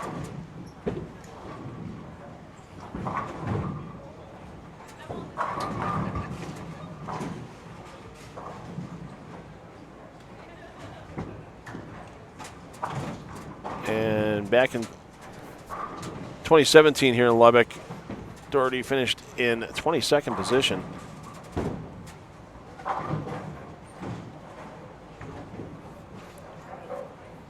I mentioned Darren Tang. He was in third place, I believe. He's just to the right of this pair, and they're in the 10th frame. He can strike out for 227 this game. And Jason Belmonte is kind of floating around where the cut score could be. He's in 19th place right now, plus 33. And you definitely want to be a little bit higher than 19th place when this squad is over, because I think that the second squad is pretty strong. And so Belmo will have some work to do in these last few games to try to get some cushion on that spot. Yeah, I mean, you just look at the firepower. If you go by, star names sitting on B squad, there's quite a few. You got Bill O'Neill, you've got Kyle Troop, you've got Josh Blanchard, you got Sean Rash. Sean always seems to bowl well here in Lubbock. Dick Allen's on that squad. Yeah. Michael Holloman running for Rookie of the Year. Cam Doyle, our reigning Rookie of the Year. Nick Pate, who bowled well here back in January. Jake Buttriff, who's won here in Lubbock before. Brad Miller, who's had a solid year. Buttriff loves this place. Yep. A.J. Johnson, always a threat. Frankie Lavoie, always a threat, especially when it's a shot maker shot like this is starting to turn out to be. Don Barrett, Marshall Kent. Marshall Kent, former winner of this event as well.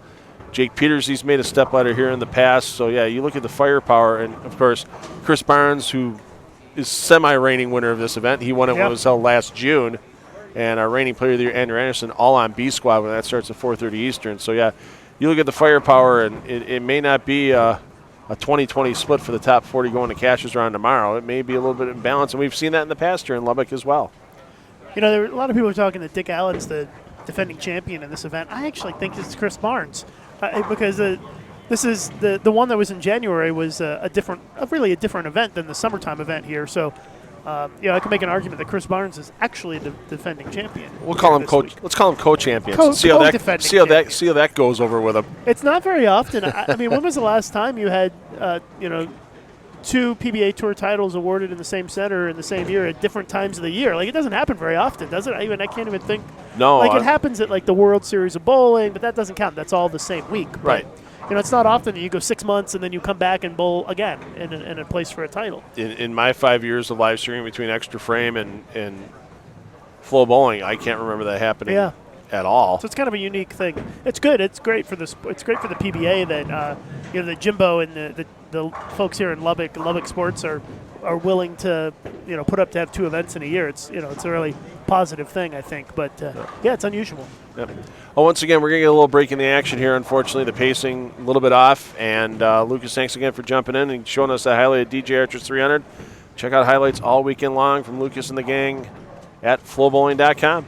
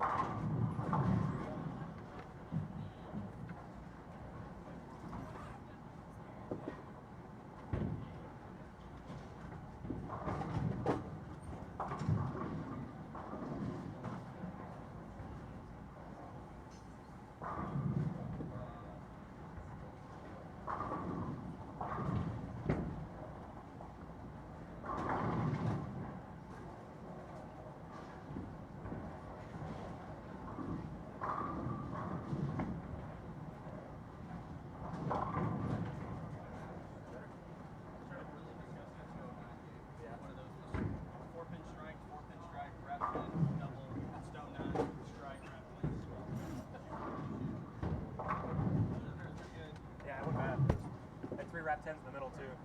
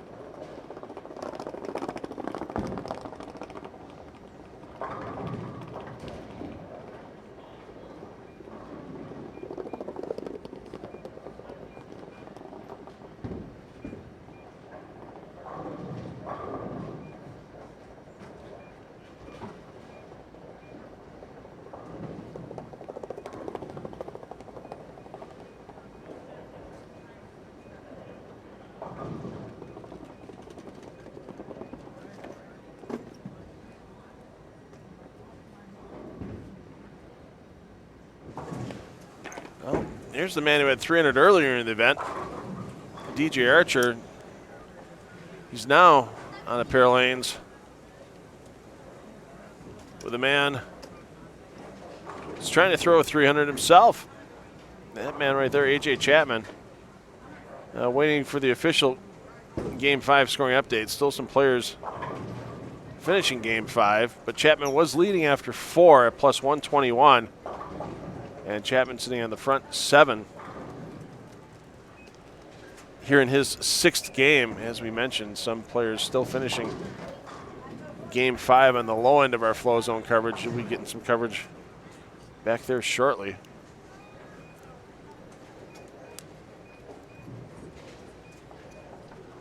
And here comes Chapman in the 8th frame. Packs 10 back.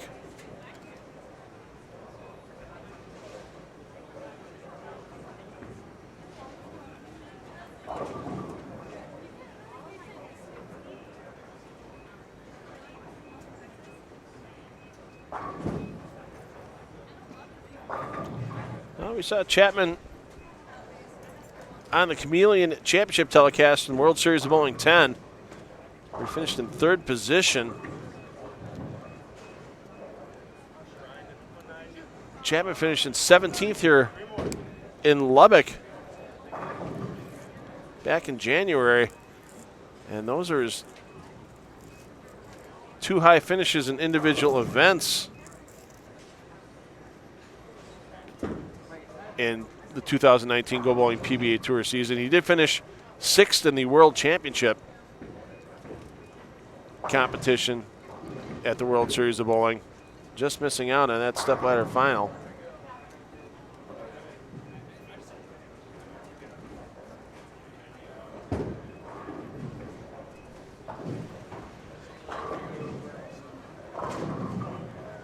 And Chapman looking for his 2nd career 300 on the Go Bowling PBA Tour. His first one coming back at the Barbasol Players Championship in 2018 in Columbus at Wayne Webb's Columbus Bowl. And you can see there Chapman on attacking this 44-foot pattern. Gets number 9.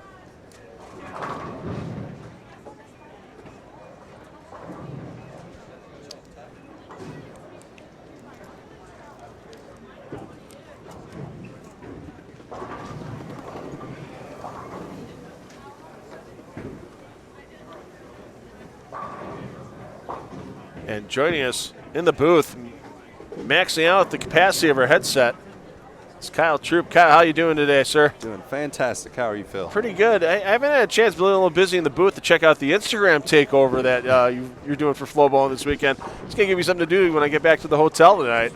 Yeah, I had fun with it yesterday. They wanted a little bit of behind the scenes, and so we just showed them a little bit. Had to give them the throw process, which was pretty fun. Put my little 2 cents on it. Now we're here watching the Lubbock Sports Open. Yeah, and a good start for AJ Chapman here. He was leading after 4 and waiting on a Game 5 update. He's got the front 9 here in Game 6. And what have you seen so far in this 44-foot Billy Hardwick pattern between the practice session yesterday and these first 5+ games today that you're going to use to your advantage tonight when you take to the lanes 4:30 Eastern time? I would say I think one of the big differences that they are playing slightly different than they did in practice session yesterday, which most of the time that happens in every tournament, but in the past it's happened a little bit more. It's just been a lot different than the practice session. They're definitely tricky pair to pair, which is what makes this center a little bit difficult, and overall it seems like the scoring pace is fairly low, but then you're going to have your 5 or 6 guys that are making them look nice, just like AJ Chapman is right there. No doubt about it. The fish hook. And one of your members of Team Fish, Chris Prather, not here this week. He actually, is it cannibalizing if he's actually fishing in Canada? Is that kind of cannibalization? Yeah, he's enjoying some time off. I was like, I appreciate the extra spot this week, Chris. Nice split 6-8 pickup right there. So Wicked Fish, as he's known for Team Fish, got the $100,000 first place prize, and you've got some nice stuff going on at the old teamfishbowling.com website right now. Yeah, we've had some new gear come up. We're doing something coming up in July with our grouper package where people can join the team, get their own name and whatnot. Nice shot by AJ Chapman. You might not know, but AJ was one of our newest additions. He's the fish hook. Fish hook. Yeah. But, yeah, we've got some big things coming up. We're setting up some clinics later on in the year. Our season, November, December is a little bit slower. So we're setting up some clinics in some different areas up north, getting involved with Danny Wiseman's event in October. And, so, we're just trying to, help grow the sport a little bit, give our 2 cents on it and help any way that we can. And also, add our touch to it. And, of course, check out the teamfishbowling.com website. And always check out the Team Fish page on Facebook as well. I know there's a discount code for out there right now for some Team Fish swag, but you got to find it on the Facebook page. And I wonder if Fish Hook here is gonna have a discount code after his 300 game. The quality shot there for Chapman, second one of the event for these players. The other one by DJ Archer. Very nice game, and Fish Hook is a coupon code, so there you have it. 300 from AJ Chapman. That's going to take over the lead most likely. Yeah, solid day here. And you had a solid event here back in January. Made the show, finished in 3rd place. Different patterns, obviously, though. Back then it was the scorpion pattern and the wolf pattern, 42, 32 feet in length. You had to battle all the way through. Anything from the 42-foot scorpion pattern that could kind of help you get a little advantage out here, even though the pattern's 2 feet longer and a little different in volume? Yeah, I was thinking about that yesterday in the practice session, trying to compare them a little bit, but honestly, I wasn't quite sure the exact distance from January, and now that, you said 42 versus 44, I mean, I can still think back to, my speed control was really good here, and slower speed normally seems to be better. I kind of think of this center in Wayne Webb, Columbus as a pretty similar bowling center. And so that's what I'm going to just focus on today is speed control, really try and keep my speed and keep my legs under me as much as possible. Because I'm going to have to be sharp mentally and just keep up with lane to lane, pair to pair. And, of course, you're coming off that great Weber Cup victory. Home soil, first time it was held on U.S. territory in Las Vegas at Mandalay Bay. And it's always an impressive setup, the big bleachers all the way down that single lane. And you guys brought it home again, second event in a row. Does that secure your spot into defending in next year when it goes back to England? I would hope so. That event is just such a special event now that I've got to be a part of it for a few years, and the crowd was incredible, even in the U.S. for the first time. We were slightly worried about it a little bit, but after the first day, the crowd doubled in size, and then the last two, every day after that, the crowd was full, and they were screaming. The environment was Weber Cup environment. And they did release the logo, or I guess a picture, because they already have the date secured for next year. And me and Barnes were on the picture, so I was like, does that mean I get to come back? Yeah. I hope so. So it's always exciting. I get to bowl that again, and it's such a great event. We're all friends with each other, and then we all give each other so much crap as well during that event. So it's a lot of fun for us and the fans. Take a look at EJ Tackett. Both varieties of Tackett on the pair of this game. EJ trying to come back. He had a hot start, 268, and immediately fell off a cliff his next 2 games. Almost was back to even after 3. Once again, waiting on that 5-game scoring update. Just had some pairs to finish up. Yeah, a couple of solid finishes for you already this season. 3rd here in Lubbock, 3rd at the Players' Championship in Columbus, 4th at the Scorpion at World Series of Bowling. And is there been a key to the consistency for you this year out here on tour? Yeah, it's been a really good year. I've tried to just stay mentally strong. I did deal with the hand injury starting at the Players, and I was somehow able to willpower through and make that show. But then that taught me a lot. Norm Duke actually kind of helped me a little bit. He told me, you got to be better in other ways if you're like physically hindered or anything of that nature. And as much as the injury bothered me and hurt me, it taught me a lot moving forward, and I think my hand feels a lot better now. So as long as I stay mentally strong just as much as whenever my hand was hurt, if I do it now, then I feel like I'm going to see even more success. So just trying to stay mentally composed throughout an entire block. And we were watching. Everybody knows this past week was Bowl Expo in Las Vegas as well, and there were all kinds of player appearances and such out there. Saw that Jason Belmonte is getting another bowling ball with his name on it from start. When are we getting the fish ball? When are we getting the Kyle Troop? Well, somebody asked me that at Bowl Expo, and I said probably whenever I win 11 majors. So we're going to have to start with one major and see where we go from there. But yeah, we maybe an Afro ball or an Afro fish ball, or I know Team Fish we're doing stuff for breast cancer this year, and we have 2 Team Fish breast cancer balls that we're going to be raffling off, donating the money to breast cancer. So that's going to be coming up probably around September. And our next major is the U.S. Open, correct? Yes, indeed, and close to home for you. That'll be at Victory Lanes in Mooresville, North Carolina. We were just there with the PBA 50 Tour. They've hosted that event for many, many years, and that's the first major they're going to have in North Carolina for quite a while. I can't remember the last major in North Carolina. It was probably before I was on tour. I like that wide shot right there. Yeah, you got to make do with the angles you get in here sometimes. Good room for. I mean, the spectators are on top of you guys here. Oh, yeah, it's great here. The bleachers, bam, are right on top of you guys. They can hear a lot of the conversations you have going on out in the lanes with each other. Crowd's always good here in Lubbock. Jimbo and them, shout out to them for doing an incredible job again, as always. Pro-Am was hot last night. Good turnout. Yeah, that's always the fun part of these events. I usually try to come back and watch some of the Pro-Am and watch the interactions with the players and the fans up close. And I felt bad I didn't get a chance to do that last night. And I just went home. I went back to the hotel last night and checked out Facebook really quick while I was working on some other stuff. And I'm like, wow. So many pictures came out of here last night for the Pro-Am with you and Belmont and all kinds of other guys. And it was really neat to see the fan support once again here in Lubbock.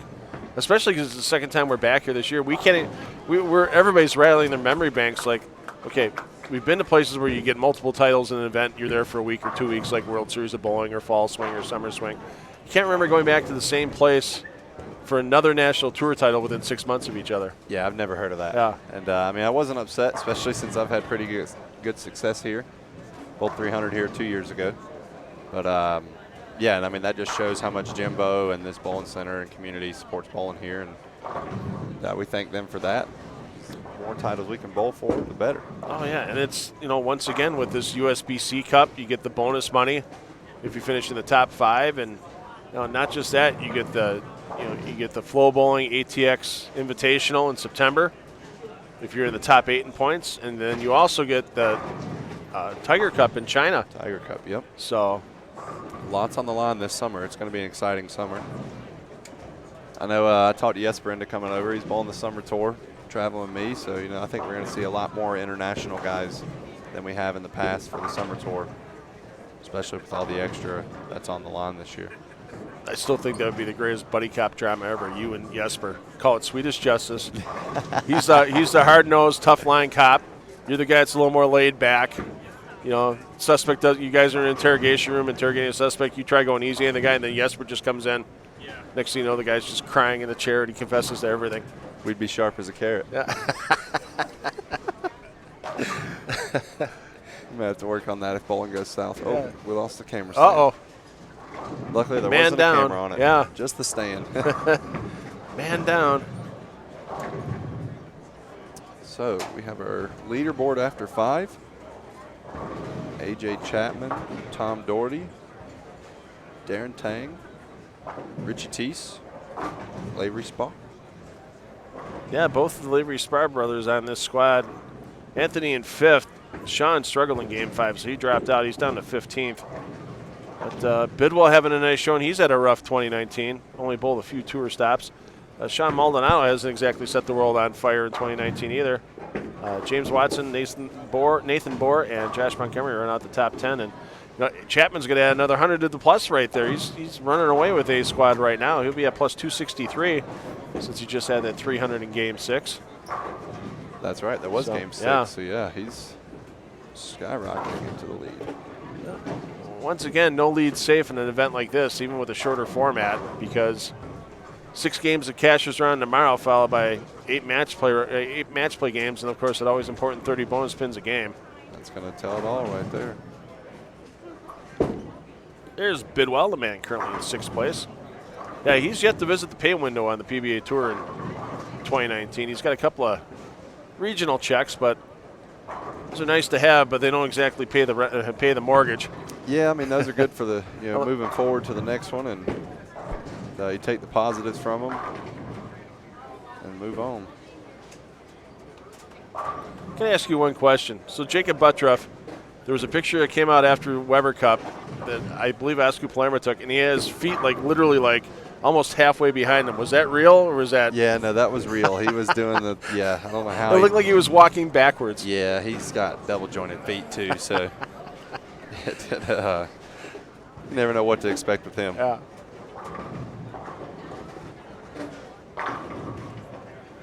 And it doesn't. Solid shot from Devin right there. Yeah, it doesn't seem to be moving as far left as I thought it was going to be initially. We saw a lot of guys early around 18, 19, 20 at the Arrows, game 1, and I'm thinking to myself, okay, we're going to see some guys loft in the channel by, game 6 or so, but that definitely is not the case. Is that just because they're taming down the equipment they're using out there? Well, I think it's partially because, instead of being 42 feet, it's 44, so the oil's probably stretching down the lane a little bit more.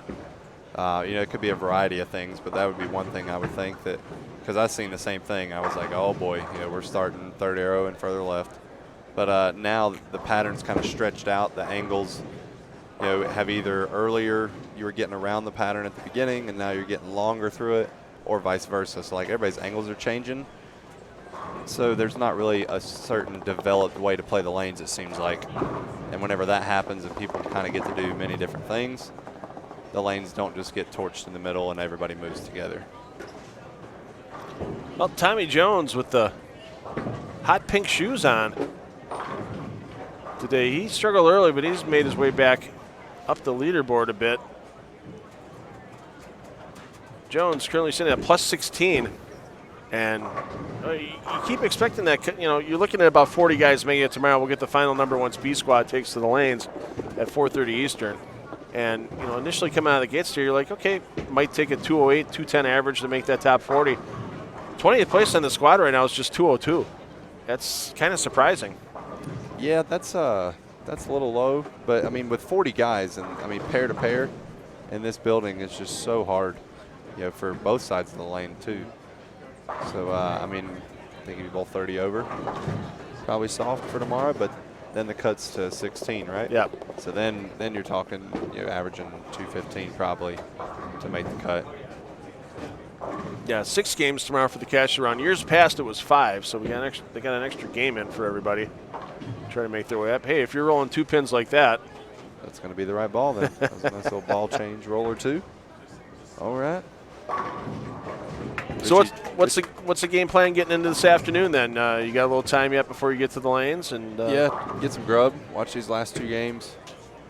I was either going to watch the last 2 games or take a nap, but if I try and take a nap, I don't think I'm going to wake up feeling very awake. So we're going to just watch the last game or 2, grab some food, relax, take it easy, go bowl. Any guys in particular you're watching in that case? A few guys. I like to watch to see what Tommy's doing with the lanes, because just kind of known him for a long time, and we can somewhat play the lane similar. And then Nate Garcia, rooming with him this week. He's kind of grinding along right now. Had him a good game 6, so hopefully he bounces back. Yeah, Nate just had a good regional a couple of weeks back as well. So won his first one not too long ago this year. So, well, hey, thanks for spending a little time in the booth with us. We're wrapping up Game 6 here, and best of luck to you this afternoon, and I hope to not have to talk to you until you get the check and trophy tomorrow. Sounds like a plan, Phil. All right, thanks, Kyle. Thanks, Game bud. 7 coming up next.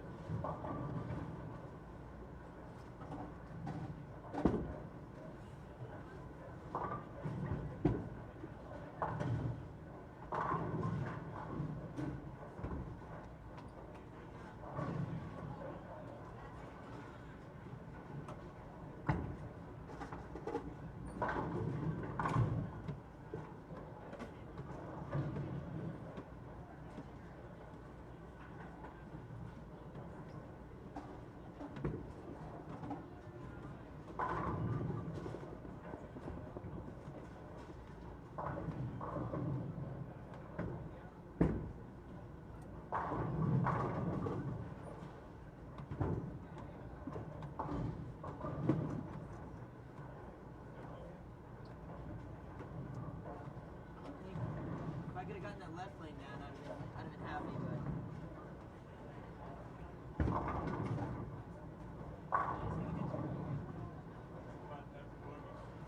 Yeah?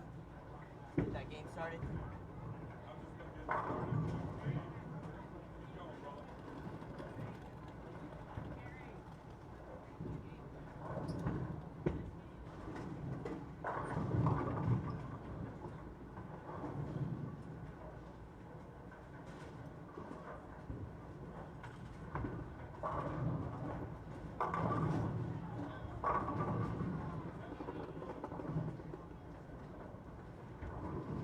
Sorry, Mark.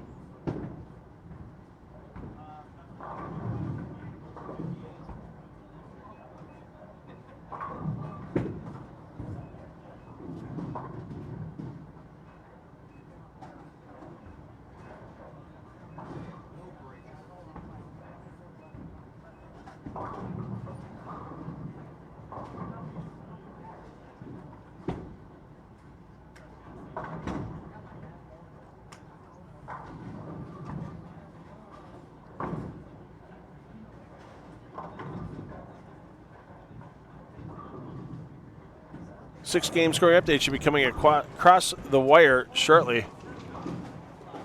Payne Brubaker and Lavery Spar of the Anthony variety kicking things off with Game 7 coverage here in the Flow Zone.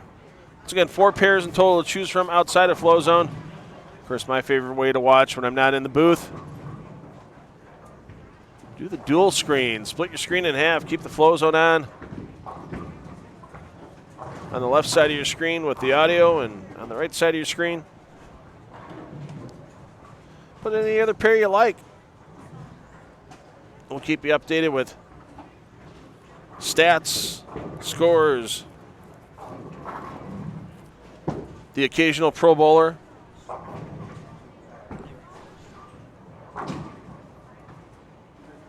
Like we have a Kyle Trupolo earlier today. Don't forget,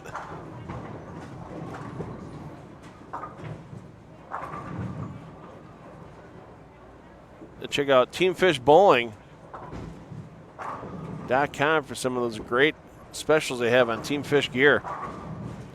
Thanks to Kyle for stopping again. Also check out the FloBowling Instagram feed all weekend long as Kyle adds bits and pieces to the feed on his takeover of the FloBowling Instagram. All with the 300 game in Game 6. AJ Chapman still your leader, plus 263. Tom Doherty in second, plus 212. Devin Bidwell, plus 128. So Doherty and Chapman have taken themselves away from the field a bit. Darren Tang in fourth at plus 124. Biscuit, Russ GTs, is in fifth at plus 121. Don't look out too quickly. She may get whiplash watching Jason Belmonte come up from behind. The 276 in Game 6 moves him up into 6th place. With Josh Montgomery at plus 101. Lavery Spar of the Anthony variety in 8th at plus 100. DJ Archer 9th. So Archer is giving back everything but his perfect game to the plus column.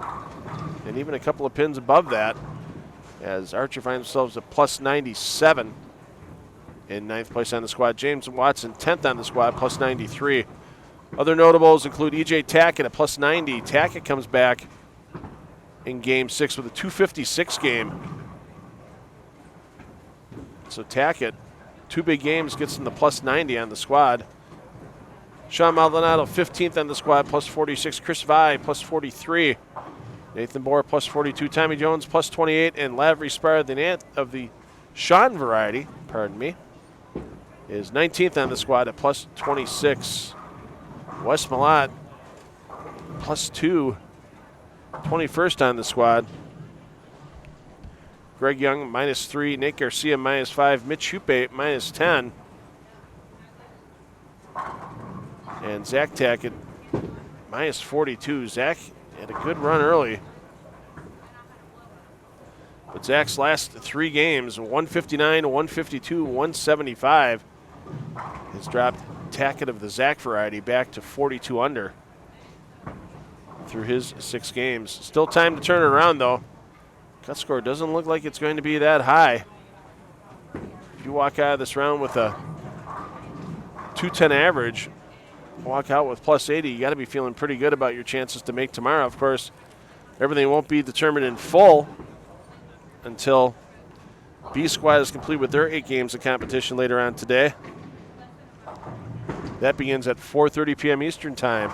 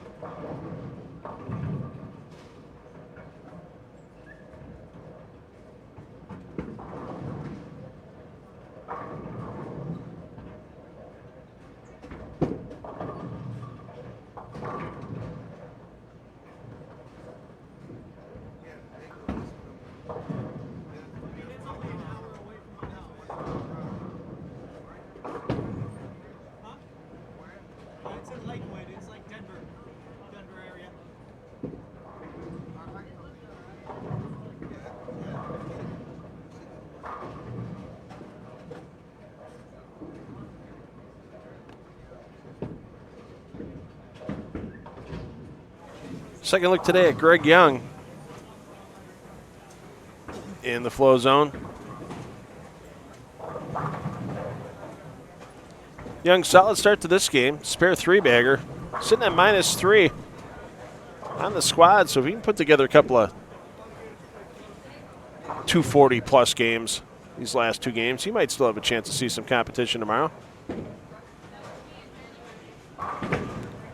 And another great toss there by Young. Make it 4 in a row. Actually, Greg was on my flight into Lubbock from Dallas on Thursday evening, and Greg, one of the last aboard the plane, was actually nice enough to trade seats with a member of a couple so the couple could end up sitting together. Nice to see friendliness by these players outside of a bowling center to strangers in general. I've seen players on planes give up their seats to military veterans that wanted to sit together, that type of thing. So I was lucky enough last year to be on a flight leaving Wichita after the U.S. Open that was one of the honor flights to Washington, D.C. for veterans in the state of Kansas.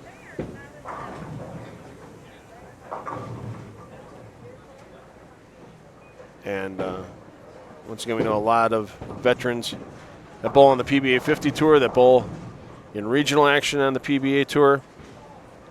And we thank you for your service to our country. And one of the good things that PBA really isn't tout, that I think they should talk a little more about, and the PWBA does the same as well, for members of the organization, if they are active military, they are not charged any membership dues by the PBA or PWBA to be part of the association while they're on active duty.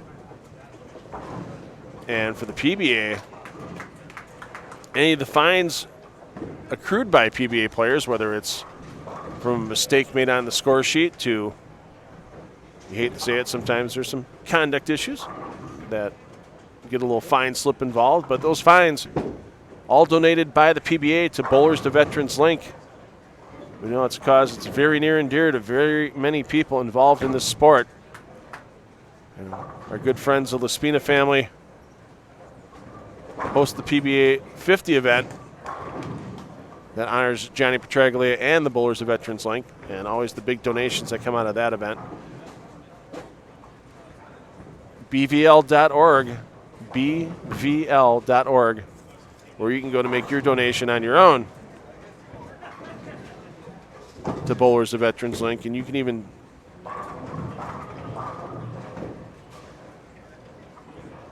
specify how you'd like your donation possibly used or who it's in honor of.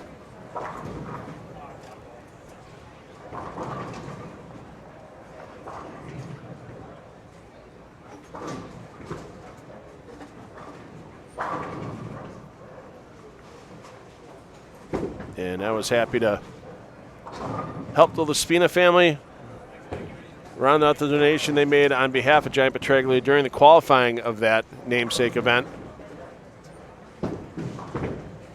As with the $1 per pin that the Laspinas donated, along with my addition, I wanted to make sure Johnny got the 3,000 pins. He didn't get there, but we made sure that donation for those 14 games of qualifying got the $3,000. And thanks once again to John and Joe Laspina for everything they do with that event, and with John being president of the BVL, everything he does to keep that organization rolling strong.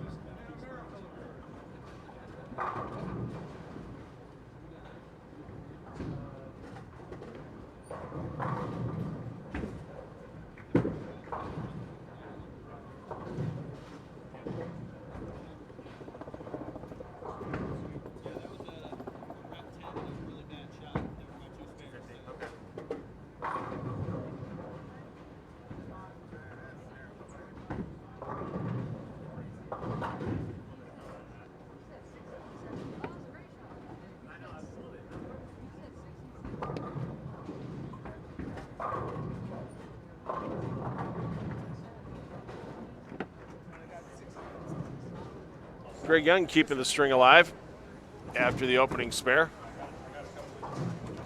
Let's run out the next 6.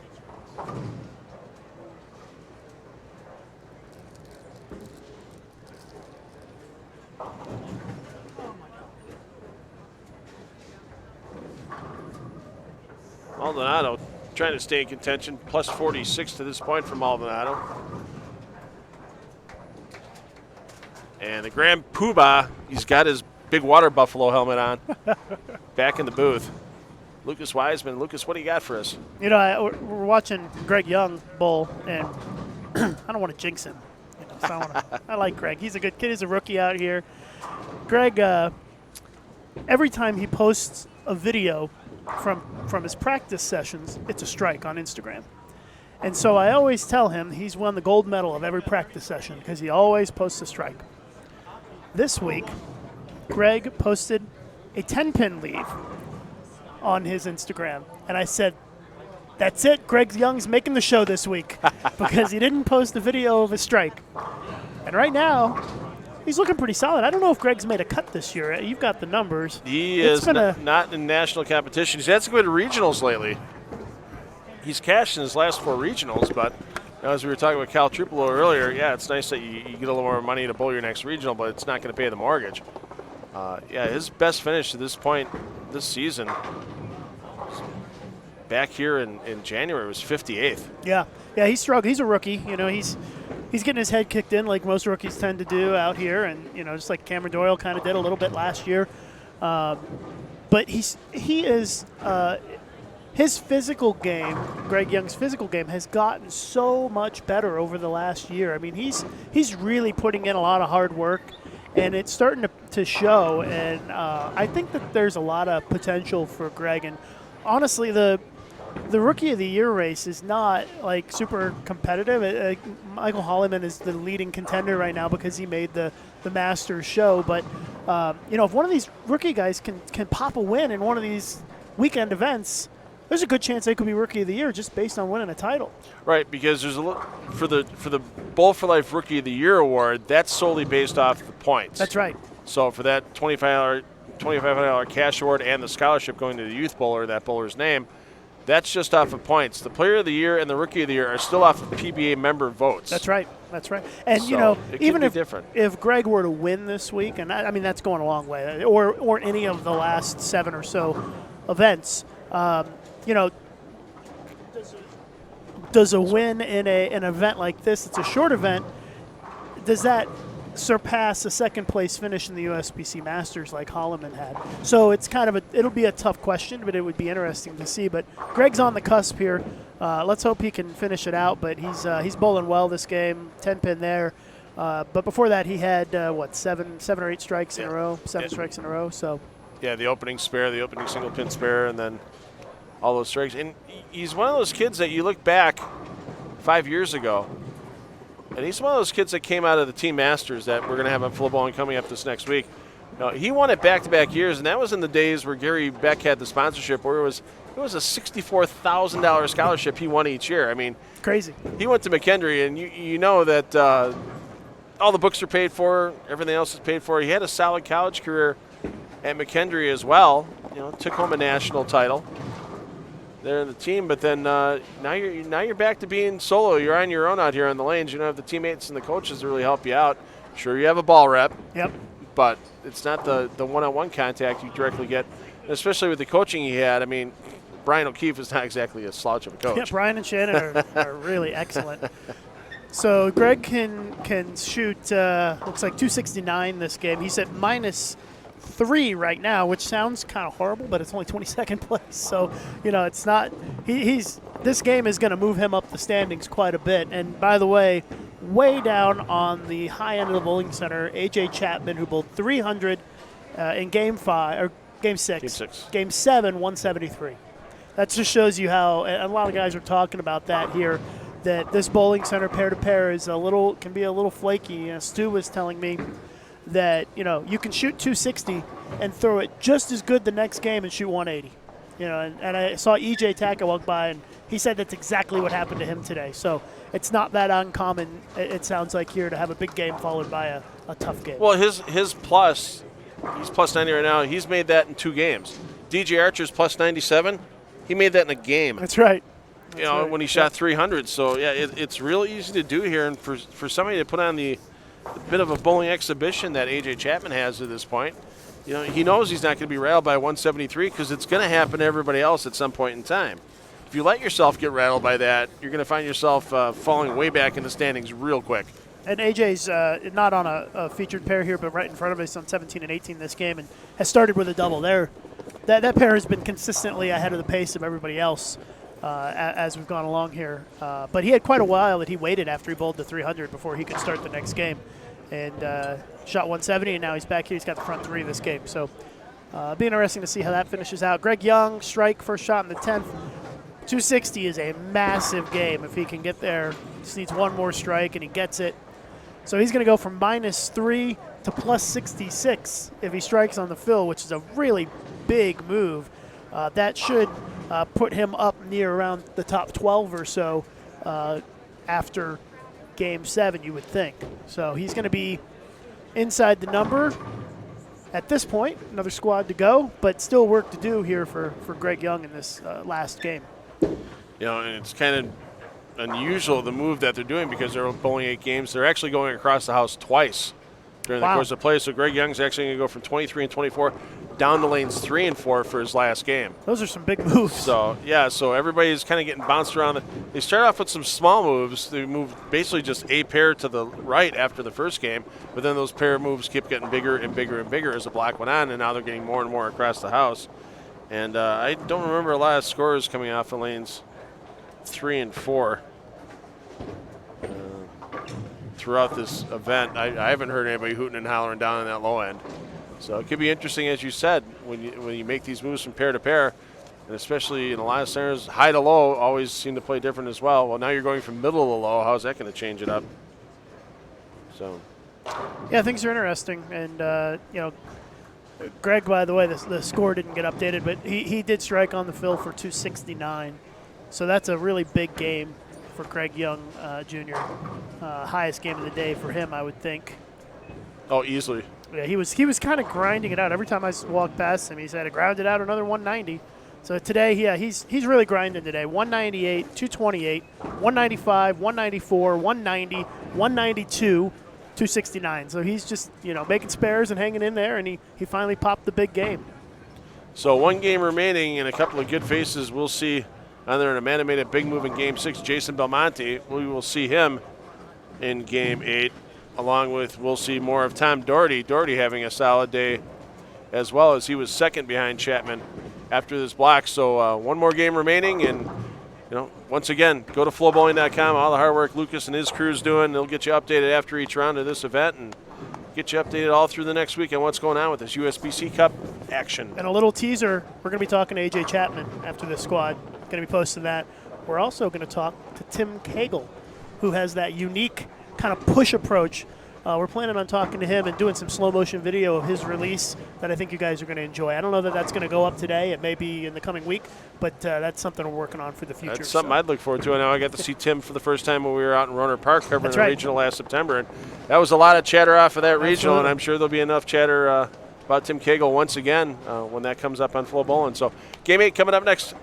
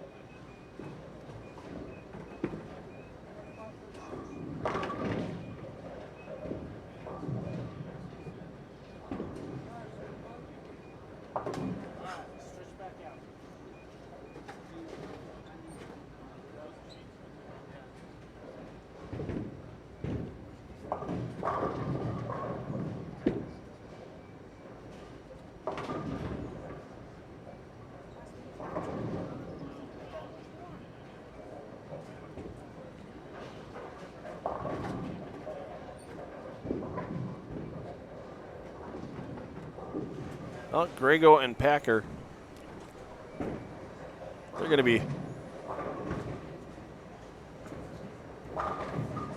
finishing up their competition in this event with this game, both well to the minus at this point.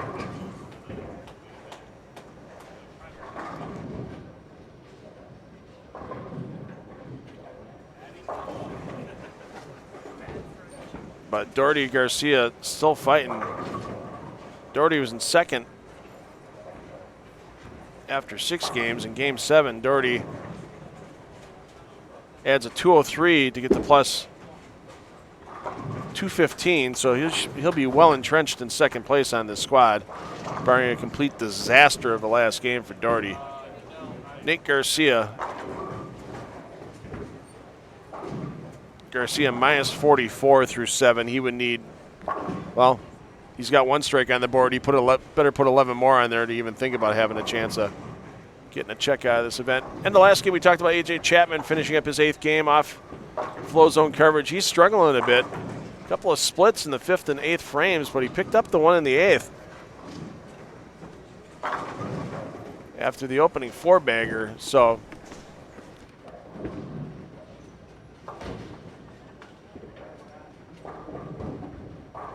Chapman can still finish with 234 if he can strike out the 9th and 10th. And he got the one in the 9th. So pencil it in tentatively with AJ Chapman leading after 7. I believe they still have their 8th game to go here.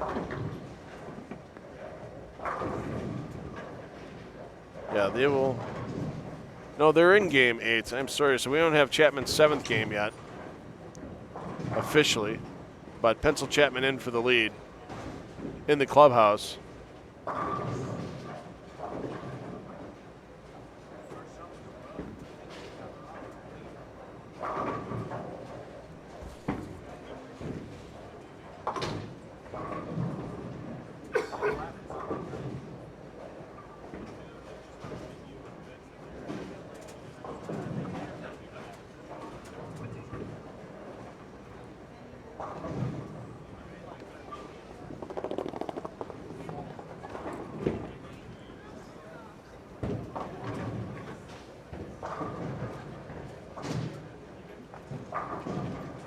Garcia took down his first regional win earlier this spring.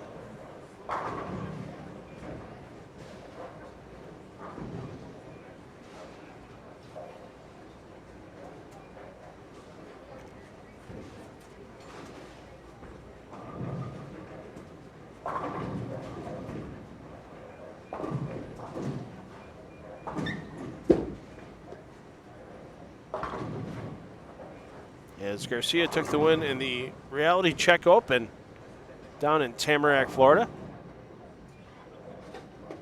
Same bowling center the Teen Masters will be coming to you from starting on Monday.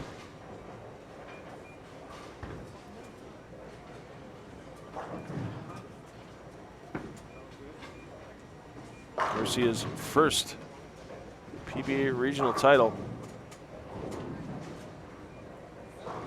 Garcia was 34th here back in January.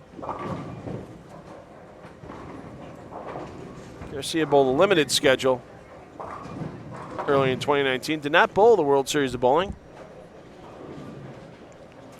And that 34th place finish here in Lubbock was his best finish to this point on the national tour in 2019.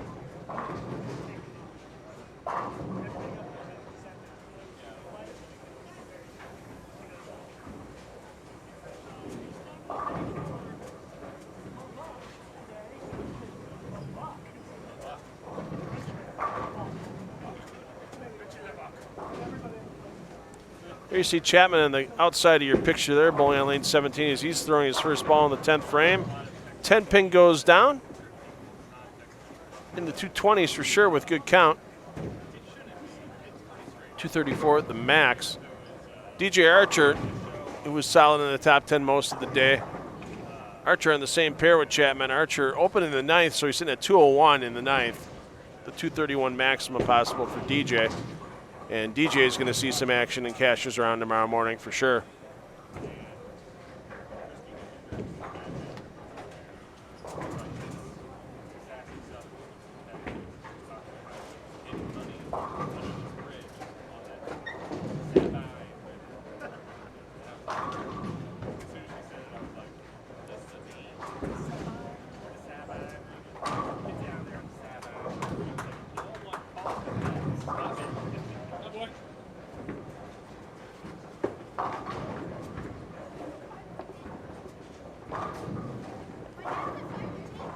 James Watson on this pair with Belmonte, Cagle, and Triboulet. Watson hanging tough.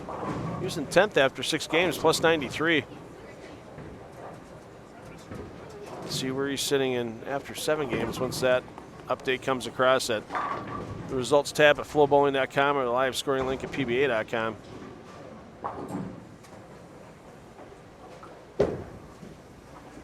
And Belmo not happy with that release on the first shot. You see why. Slices right through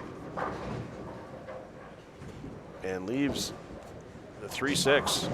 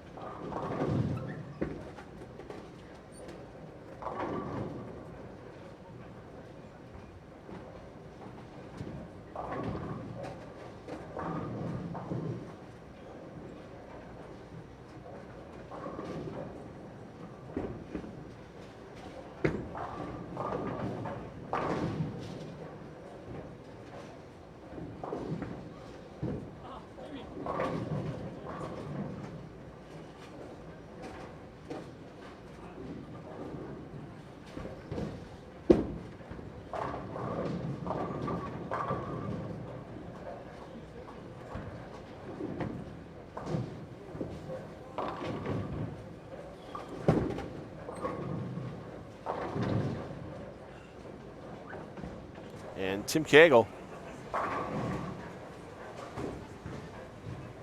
not happy with the release, but you got to take the result. He was minus 35 through 6. He was one of those players like Greg Young Jr. that needed 2 big games, games 7 and 8, to have a chance to make Cashers Round tomorrow. Unofficially, right now, 40 bowlers will advance from the 2 rounds of qualifying into Cashers Round. That coverage begins 9:30 a.m. tomorrow morning Eastern Time from here in Lubbock.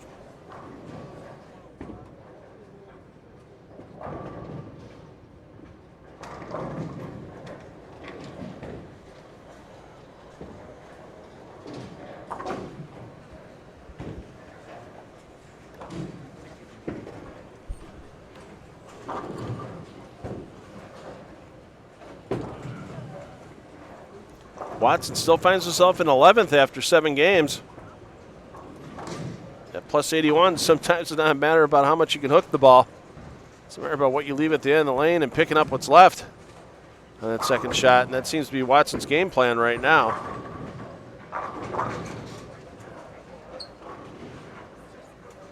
As he's looking to make competition tomorrow. Chapman's still your leader after 7. Plus 236. Doherty's second, plus 215.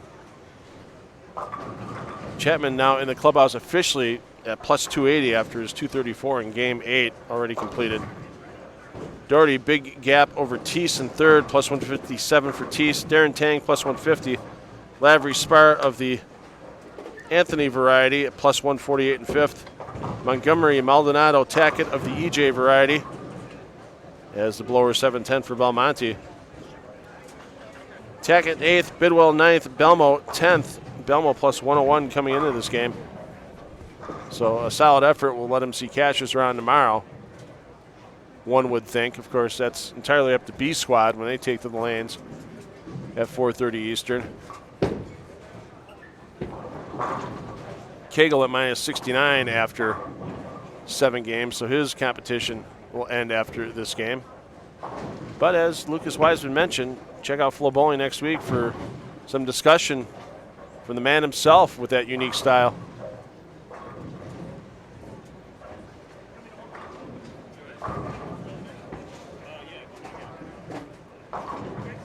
Travis Triboulet, his competition will be done after this game as well, as Triboulet is at minus 68 for his first 7 games of competition.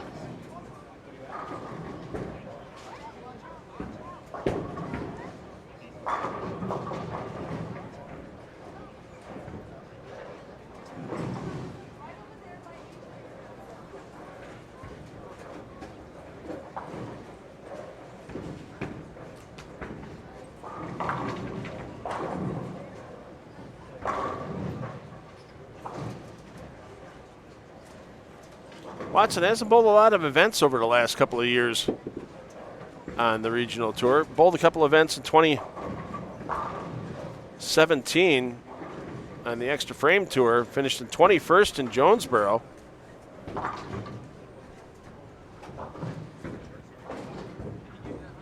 And he's had good finishes in this event in the past when it was on the regional tour for this Lubbock stop, as he finished 9th back in 2012.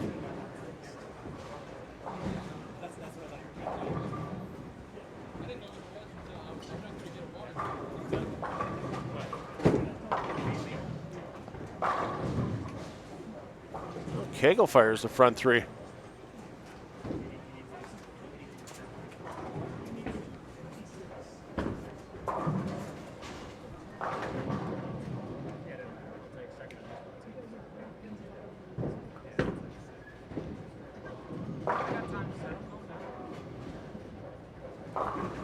Well, if Jason Vermonti were to happen to win every remaining event on the PBA Summer Tour schedule and the PBA Fall schedule, including 3 World Bowling Tour events in the fall,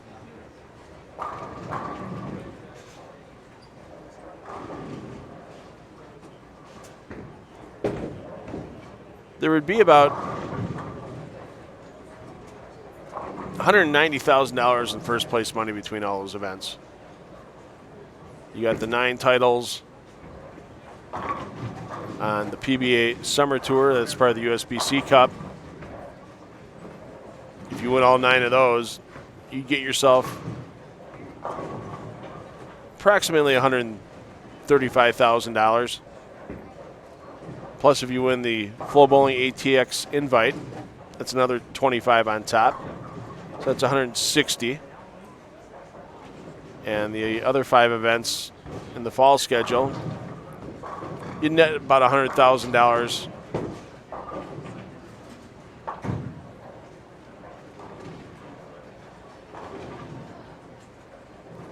So there's still an outside chance that Jason Belmonte could break the all-time earnings record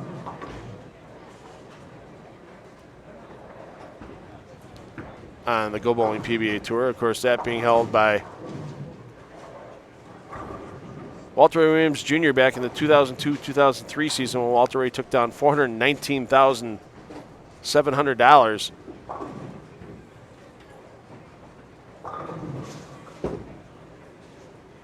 Belmo currently sitting at just under $250,000 at this point. Almost $100,000 advantage over Chris Prather. And $103,000 over Jacob Buttroff.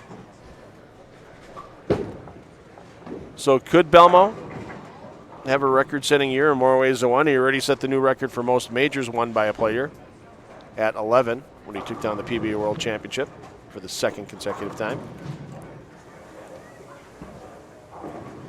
But with 4 titles already on the year,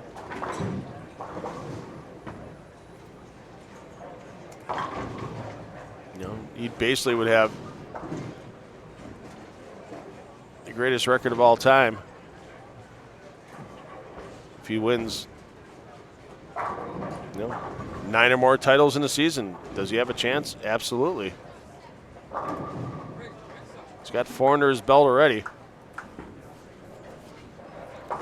No reason why he can't make a charge here in Lubbock, and there's no reason why in the rest of those USBC Cup events he wouldn't be able to take away 1 or 2 titles at the rate he's bowled in 2019.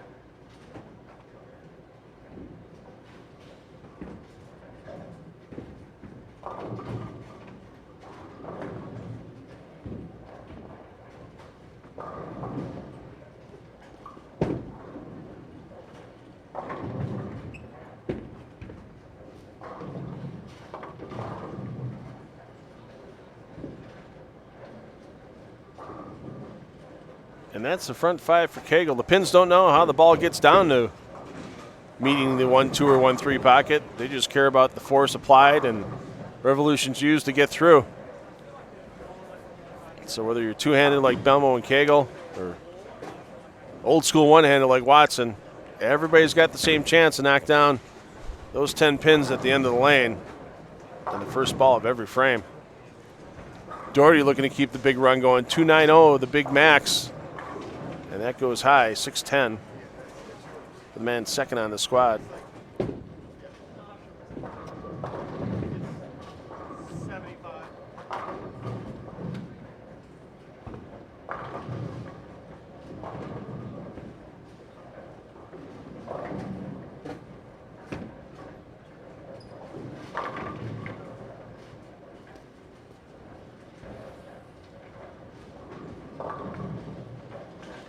Doherty, no check for him when we were back here in January. 35th place. This is his finishing spot while we were here. A couple championship round appearances for Doherty already in 2019. 5th place in the Oklahoma Open. 4th place in the Indianapolis Open. And he just missed out on making that PBA World Championship telecast in Detroit. Couple of bad last games of match play for Doherty. Dropped him from 5th to 7th. Still a good check for Doherty. Now with a couple other cashes at the World Series of Bowling this season.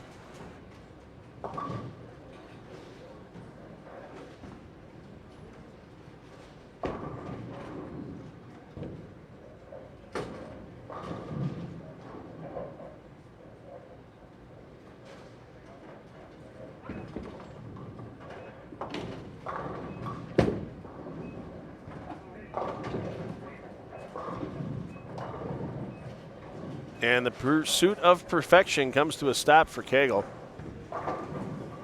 after the bucket in the 6th frame.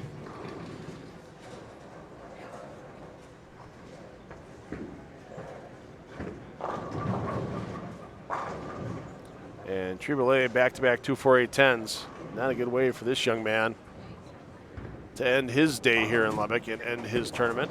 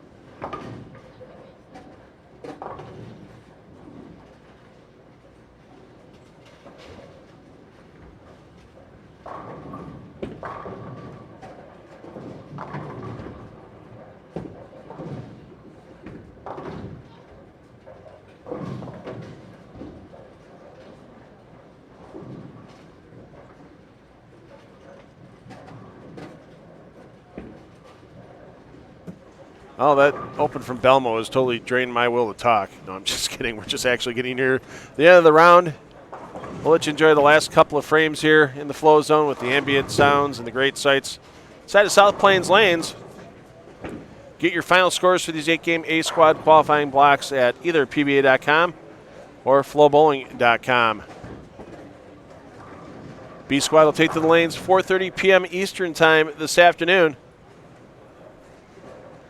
where our dual defending champions, as I like to say in this event, Chris Barnes, who won here in June of last year, and Dick Allen, who won here in January of this year, will take to the lanes and try to make their way into Cash's Round tomorrow. I'm Phil Bridle. Parents, take the kids bowling. You know they're going to have fun for life because $2 Phil told you so. We'll see you back here at 4:30 Eastern.